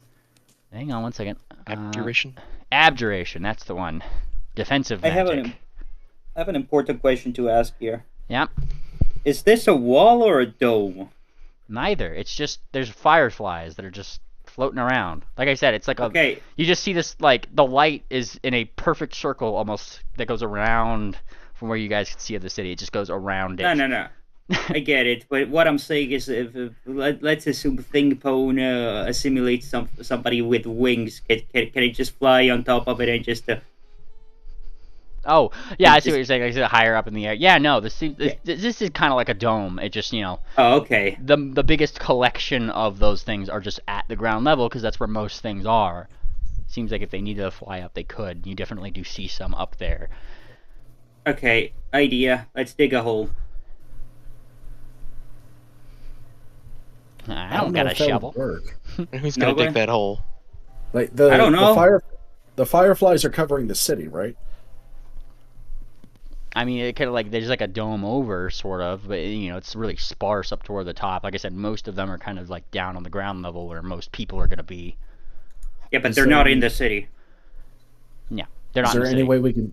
Is there any way we can send a message in to be like, "Hey, we're here. Let us in."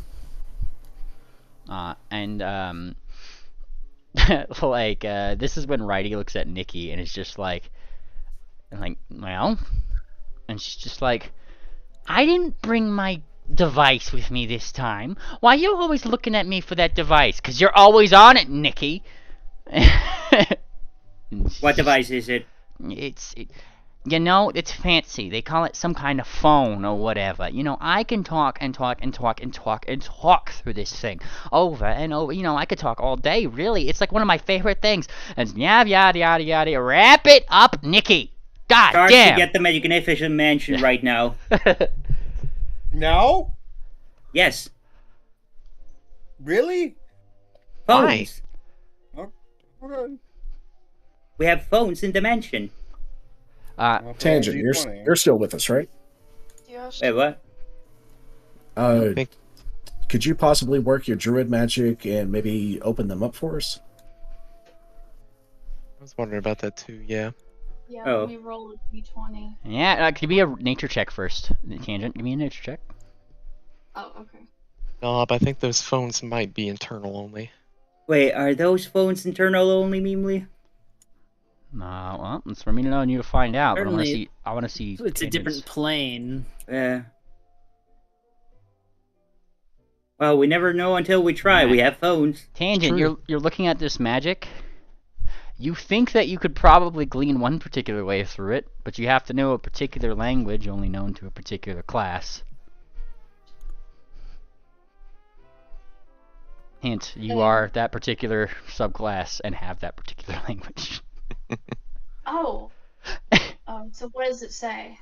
Well, nothing says anything. It's just, you kind of get this gut feeling that maybe you speak in those words, anything, and I'll let you tell me what that language is. And perhaps that may be a good thing for you in this situation, given the nature of this magic. I start speaking in, why does it say wild song? What the fuck is that? Oh, did they change? Did they change? I think they did. Yeah, oh man, they changed Druidic to something else. What did they change it to? Ugh. Wild song? Wild song. Well, you you speak wild song at this thing, Druidic, if you will. Don't encourage it. Don't encourage it. Yeah, no, you speak at tangent. What are you saying? What are you saying in wild song? I'm encouraging it. Where is the bathroom? And naturally, My God. the little the little fireflies kind of like part ways to let you guys through. You guys don't know what the fuck Tangent just said, but she said it. Oh yeah, she must have made a brilliant case, everyone is thinking. Yep. Job, Yep. Yeah. Hey, Just speak cat. yeah, like even Nikki's like, hey, what'd you say? What'd you say? What'd you say? I gotta know.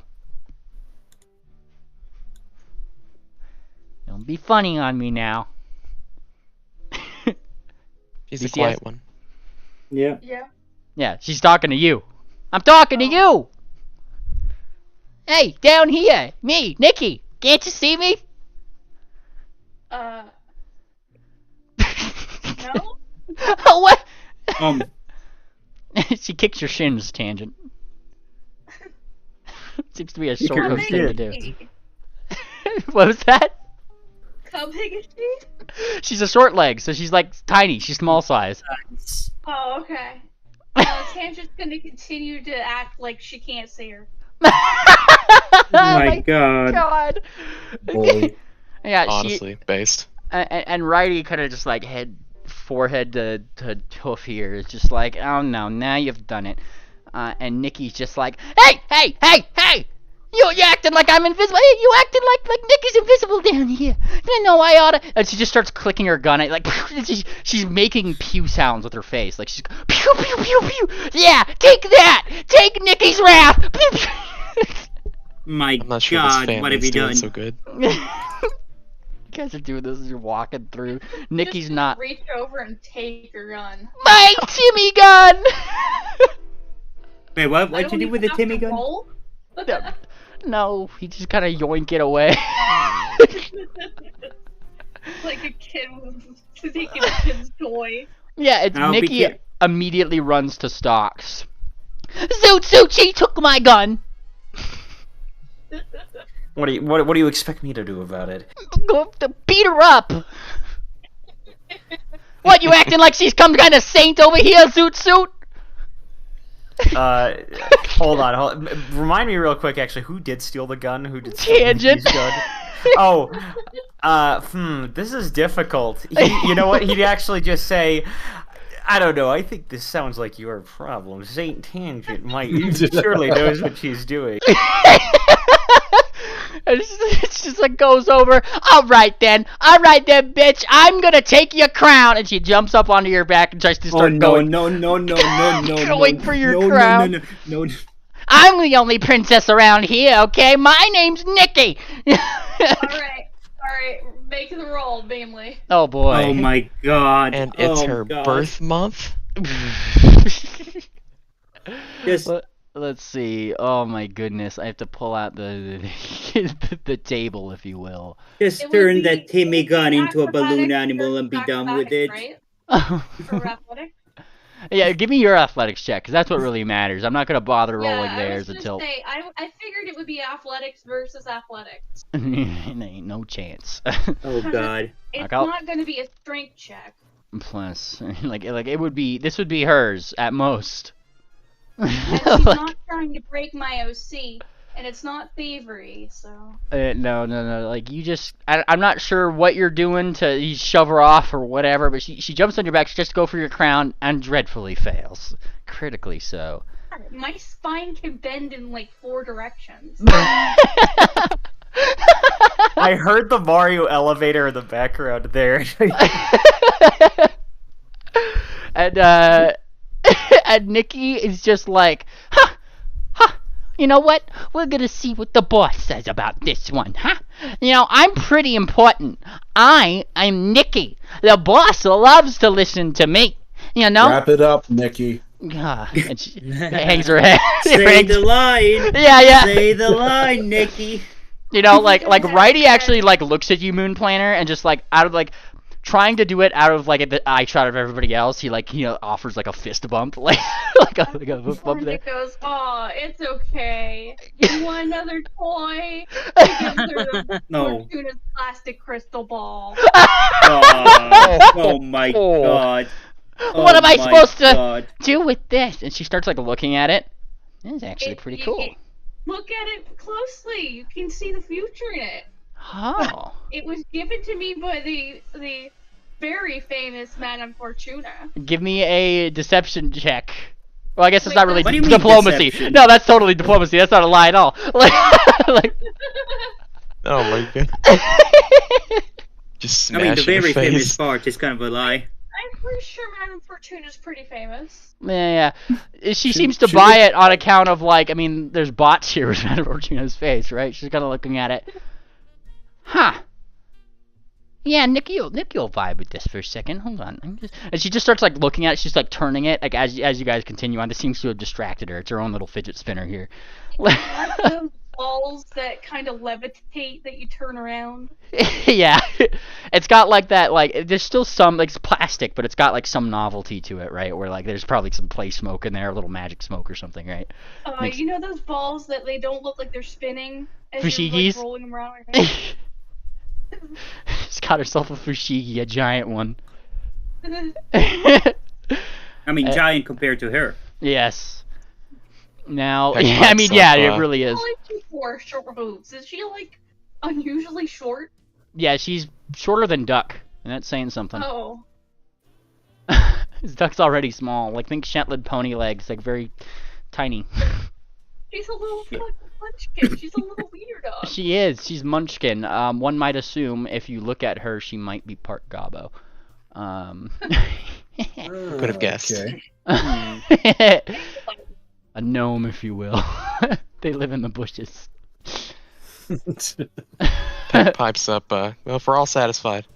Child with gunshot wound. Yep. And Oh, yeah, that's right. And you guys start walking in. Now, as you start getting into Tumbl-Toes, I mean, you guys are in your second particular like hex of the day, yeah. Yeah. Stocks. You probably know like one of the better places to go for like immediate like alchemical assistance is the Oasis. That place that I said before, which is like a very popular bar place. For most people, yeah. So lots of alchemists there, bring their wares, they trade off things right there. There's a lot of drugs, various things. It's probably the place to take if you're looking at specifically solving the gunshot wound thing first. Okay, yeah, you'd inform them of that. Yeah. And you start going in, and it doesn't take you long before things start getting a little bustling. Large buildings that go above your, like, far above your heads. Some dilapidated, some not. Various neon signs. It's very lit up. You hear music through the streets. There's a couple people that even, like, look your way, though it seems as if there's much more of a Sphinx population here than a pony one. As you start walking through, Stocks, you and your goons here, who do want to stop by Oasis as well, know the way. I don't even need a check for it, pretty much. Rounding a corner. Oh, really? Okay. Yeah, I mean, like, you've been here, and they've been here. They obviously live here to some extent, right? It doesn't take you guys long to find it. Yeah. Yeah. By a shop called Cacal's, apparently, is the Oasis. Oh, thank you. Cacao. Cacal's. It's just down there. Some old, what looks like automobiles of sorts, kind of like sit outside the thing. There's still trash on the outside. But there's definitely this like stompy looking Ferris wheel that that adorns the top of the on the sign that's from there. And you see that there's like Expound. Expound. They're excited to see you. It seems to be written in some. Actually, do any of you guys speak Sphinx? Osirian. Osirian. Osirian? Actually, Sphinx specifically. Sorry. Yes, Moon Planner speaks Sphinx. Yeah, expound apparently translates to the Oasis and Sphinx. So if you could read that, that's what it says. Oh, there it is. X-File. Yeah. And yeah, like I said, a lot of people going in and out, people sharing smokes. Majority of them seemingly, everybody here seems to be in very nice suits. This seems to be like the general vibe. Nobody seems worried. There's like a lot of music outside. The sign, outside just says like blinking open, and apparently today is a equines get 25% off their purchases. What a deal! Joy. Racist. All right. And so entering the particular establishment, you guys get a couple funny looks from some people playing cards down the way. Some Sphinxes, some Persians, kind of like flick their own cigars. You, Bellhop, get the very distinct smell of very fine tobacco in this establishment. Oh, I want some of this. Yeah. I need some of this. Yeah. 25% off. Mm-hmm. It's the best deal of my life. And behind the bar, you see a Sphinx right there.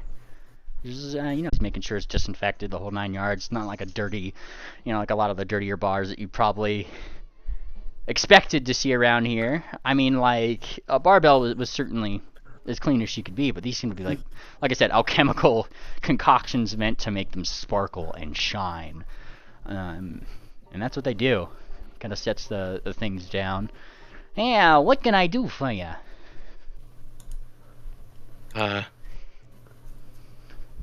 We're looking for someone who can treat our friend here. Had a run-in with Templars. Ah, the Templars. Okay. Well, I'll go see what I have in the back. We still might have some of the juice. We can sprinkle that in his system and make him right as rain. Gotta love those Templars, huh? Yeah. Hey, you can say that. You got paws, right? And he's kind of like looking back. You're a griffin, yeah, so he like looks at your paws. I'm right. As long as you're not one of those hippo types. Yeah, we'll help you out right away. Let me go get that. And those hippo types. Yeah. Hippos. Hippos. And soon enough, he comes back with what seems to be a very clear-looking liquid. That's got like a very nice stopper on it. The glass is shiny. It looks perfect. He kind of sits on the thing. And 100 bolts. She looks back at the party. Balcony. Yep. Balcony kind of like clip clop, clip clop. 100 bolts on the counter. Yeah. He kind of like looks at it like a little bit weirdly. Looks up to you, Griffin. You don't seem to have a problem with it, so he doesn't really complain too much about it. But like, definitely takes the stuff, hands it over. All right, you know how to use this stuff, yeah? I can't say I have. I'm a little new around here. All right, if you don't got an injector of any kind, you just gotta put it in the wound. I'm not sure if you guys have any healing concoctions around, and something alchemical. You gotta put that on there, huh? We do. Have you ever dealt with those Templars before? It's our first run-in. Easy pickings. Yeah. It's a shame they even go after the latchkey kids. You think you'd give them a break after they run away, What's the relation? Hey, the Templars, they're trying to bring us all to salvation. Literally and figuratively. Do they have something in particular against the latchkey kids? Not much. Most of the time you could find them hanging out on the outside of Tumbl-Toes. They really don't... They're lawful types, huh? They don't like us, dealing our craft. That's what we're famous for over here in Tumbl-Toes. We make all sorts of things. We don't need magic to do what they do, but those Templars, they think that's exactly what we do. They think that we do something druidic here, or something. It's not true. And they're very zealous about it, Saying this, he's cleaning another glass or something like that. And so, yeah. Peck withholds mentioning the fireflies outside the city, just in case. Yep. And she asked Moon Planner for a concoction since the last ones have faded away. Yeah, no. Would any alchemical concoction work, or does it need to be like a poultice? Hey, poultice will work. Hey, you seem to know what you're doing, huh? Yeah, poultice, something like that. Anything alchemical that's meant to, help the living. I know that there's some things that certainly don't. I don't make those myself, but if you could have something that helps the living, make sure you put this in the wound. He gestures to the little clear thing. And then make sure that he drinks that, preferably at the same time. Pretty much it dissolves all that weird powder that they have in their guns and shots. Dissolves it right away. It's all gone. Turns it into a gas or something else. I don't know. Disperses it out, makes it lighter. I don't want to get into the specifics, but effectively makes it so you can actually heal them. Go on, give it a try. Sure, go ahead. Yeah, well, let's go ahead and put Cord a note on the bar, and let's do this quickly before they complain. Mm-hmm. And you do so. You kind of put it in the wound. He spasms just a little bit, like nerves are still active there, right? And then give him the some healing stuff. Let's see that. Let's see the one of your healing things right here, and I'll roll that. Yeah. Yep. Peck will help him out. Nice. Dump the rest of him to his mouth. Yep. And just like he said, all that dust seems to just kind of go away as you pour it into the wound and rub it around that immediate area. And then your healing stuff allows it to close up. And just like that, you start hearing him cough. His breathing kind of normalizes. And he starts There he is. Starts like blinking awake, and he seems to just kind of be pretty damn dizzy. What happened? Hey, welcome back, youngster. Told you'd make it. Whoa, am I dead? Nope. Hardly. You gave it your best shot, though. Ah, dang it, that would have been cool. I would have thought I was No allowed pun into intended. a casino for once. And he kind of like looks around. This is the adventurer's life. Neat. Sometimes. That's awesome. And he just kind of like thumps back onto the table. All right, come on. Get you up on your feet. You can't lay on this table. No, I think I'm Kick fine us right out. here. No. Okay, fine. And then he kind of like Can't he be needs, that low class. He needs a little help because I mean his arm's still fucking like. Oh yeah, she's helping him. Yeah. And then he starts to be more concerned, like ow, oh, ooh, that hurts. And then he looks at his suit. No, my number 10 suit. Now it's got a hole in it. We can Luckily for you. we can mend that later. I'm a tailor. Oh, thank God. And I want to look as cool as her over there. And he like gestures to Sarsaparilla, whose outfit has remained pristine. You know? What? Yeah, he likes the way your outfit looks. Apparently, he's like, I want to make sure I look like her on my adventures. First Only of all, I you can do that. blame me. I'm That's the not going. Well, because you're cool apparently. Like the night before, plus like your suit is, you have your wait. Do you have your Magnifique suit on or the Nettlekiss one? I forget. It's Nettlekiss, yeah. Nettlekiss. Okay, so it is a little scuffed up then, but you still know what you're doing. It's not like you get shot a lot, right? So he's still gesturing in your direction, like yeah, like she's got the fit. He stays that way by not getting hit. Huh. I guess I gotta work on that. I'll make something for that, yeah? Gives like a little bit of a stretch. Just simply be better. Just be more skilled.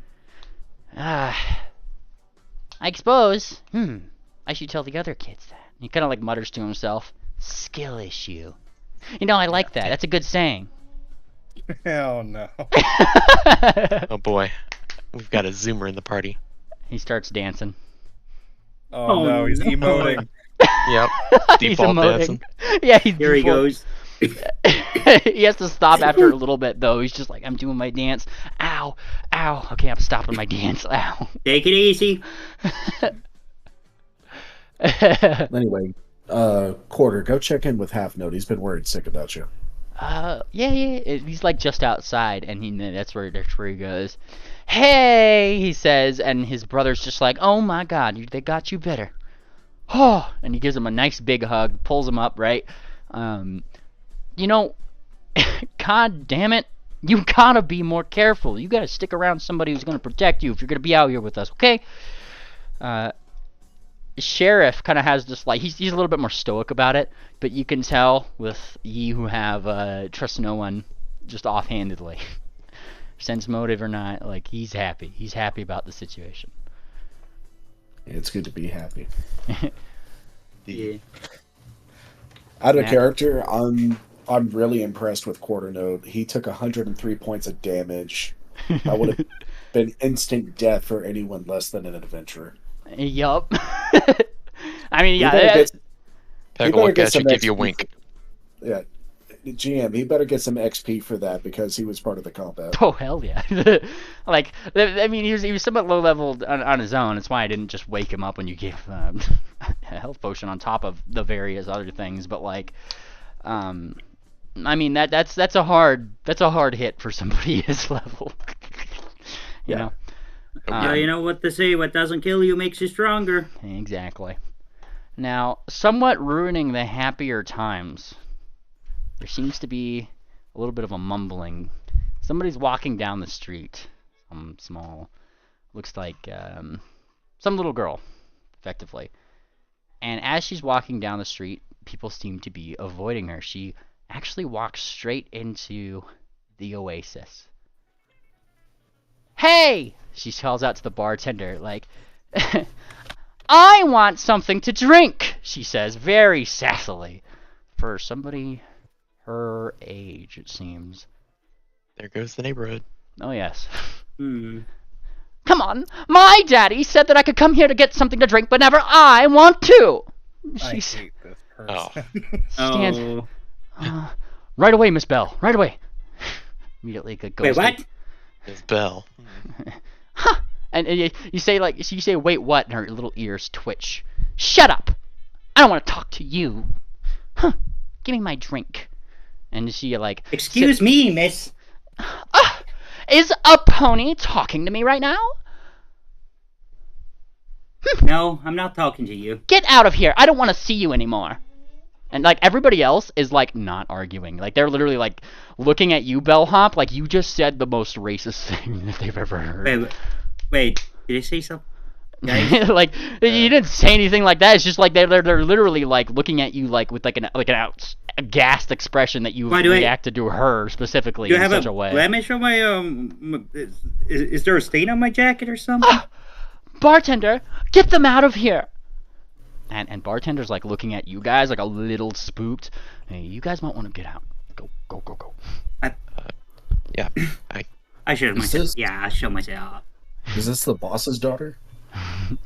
And, I mean, you can make those assumptions. Are you asking somebody specifically, or are you... Stockade, yeah. He'd be the one to ask. Alright. Sorry, Stockade. repeat the question. Is that the boss's daughter? Is it? Give me a society check. This is very Yeah, big. that'll be a... Yeah. Oh shit. That's Very probably- low society check. Yep. Would I be able to roll for anything? Nope, not in this kind. You Yeah. look at her, not as far as you know. You didn't know if the boss had a daughter. You don't know about it. You at least know who this, like, more information of who she might be in the family. Not exactly. What you've known from your time here, 'cause Alright. it has only been about 3-4ish days. It's not like you've been here long. Oh, okay, yeah, okay. Yeah, like it's like what you know is that there is somebody around the city that they do make sure that they listen to. And you know, maybe mutter some small sphinx, if you will. You know what? It's a sphinx of some sort. Huh. Mm-hmm. And are you guys like kind of vacating the the bar? I guess like the. It seems like the wise thing to do. Yeah. We're making ourselves scarce. And like she looks so happy up there on the little thing. She's sipping her spilk like a wonderful little like sphinx that she is. Huh. And then she spits it out. What is this? Miss Bell, that's spilk. No, it isn't. It's shit. And then she throws it, and the glass breaks. You know. Nobody's. God, like... that brings me back. It's just like breaks on the ground. There's spilt milk right over here. Huh, clean it up. And she points toward the bartender. Yes, miss. goes over there, just starts mopping a little bit. He's giving you guys like the side eye, making sure you guys properly leave the bar and that kind of thing. But it's one of those swinging door bars, so you guys can still 100% hear and see what's going on. Yeah. Everybody's Bill, got you weren't binoculars. like that before, were you? What? No. The way Brings me you said back that as brings in, you back. yeah. Don't you think I've seen this kind of shit before at the hotel? And I thought the really wealthy ponies were actually kind to staff. Remember their how much kids. of a fuss they made when they all got the poison joke? Oh yeah, yeah. I had to tell that one Karen to sit down and shut up. I remember. Yeah. that was Marty great. talks. Yep. And she just kind of like stands up and she like goes over to somebody, like some random goer, and we'll say it's like a griffin, right, in the thing. And what are you doing here? My daddy said that nobody who's a sphinx is allowed in here to begin with. Why don't you just go? I don't want to see you. And like he stands. He's almost like Peck's size. He's large size himself. Kind of like stands up. Oh, okay. Walks out. Now, Peck looks at the rest of them and says, "That tells you something. But I'm gonna That actually is someone stop this important." guy. I'm gonna actually stop this guy. Hey, Mister, what's the deal with that creature? That's the boss's daughter. That's you don't know? Okay, shit, I'm dead. Okay, fuck. That's Um, oh, I mean, I saw how you talked to her. Yeah, we shouldn't talk. I'm sorry. And he just scurries I told away. her to fuck off. Oh no, he's walking faster. He doesn't want to associate with you right now. She I fucked up. listened. She fucked up. She fucked up in the eyes of this particular thing, and then like one of the sphinxes next to you just kind of gives like a little bit of a chuckle. He looks like he has two left paws. He kind of like looks over, and your two goons, Nikki and Righty, look over. Ah, it's Lefty. Yeah, that's me. I'm Lefty. Oh, Damn. Holds up his two left paws, and you just fucked Yeah. up, Miss Bell. You pissed off Terabelle. And that's where we're going to end session today. oh my. Arabelle. Terabelle. Fuck you, Bill. Kick her ass. She's fucking 12. I was like, What the fuck's a 12-year-old gonna fucking do to us? It is correction. I guess the element of cooperation has gone out the window. Yeah. We I'm can waiting. bounce. Mirabelle pun hurts. We spent We can all hang that on. time talking about how we're gonna do this, and now it's over It's not over. It's not over. All we have to do is until the Fat Sphinx sings. It's so hard to, be diplomatic when everybody hates what we are, and we're used to being able to go, oh, by the way, I'm a Bannerman. You have to let me in. yeah. Like, we Flash. can't- But we flash just in. watched Yeah. her do that. Yeah, that's what You everybody else understand? sees. Yeah, but we're usually not assholes when we do it. We're not, but Usually. we should be able to recognize basic cues. Look. Okay, think about it this Darcy way. just sees a situation going south, and she just wants to see what happens. Look, I'm just telling you how it is. Why would I step Mimley's in just on perfection?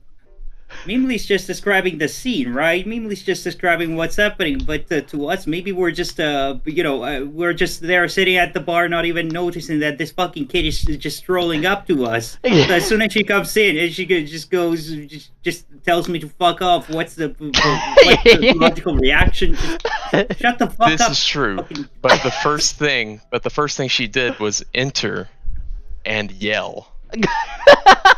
She made her enter- presence known the second she walked in the door. Enter, yell, leave. Don't present an explanation. Yeah, Yes. don't elaborate. Just fucking be an asshole. Yeah, Like, maybe oh, it's fuck, just we're a kicking her stupid ass. little kid. Yeah, Kick her ass. I don't give a fuck. she's terrible.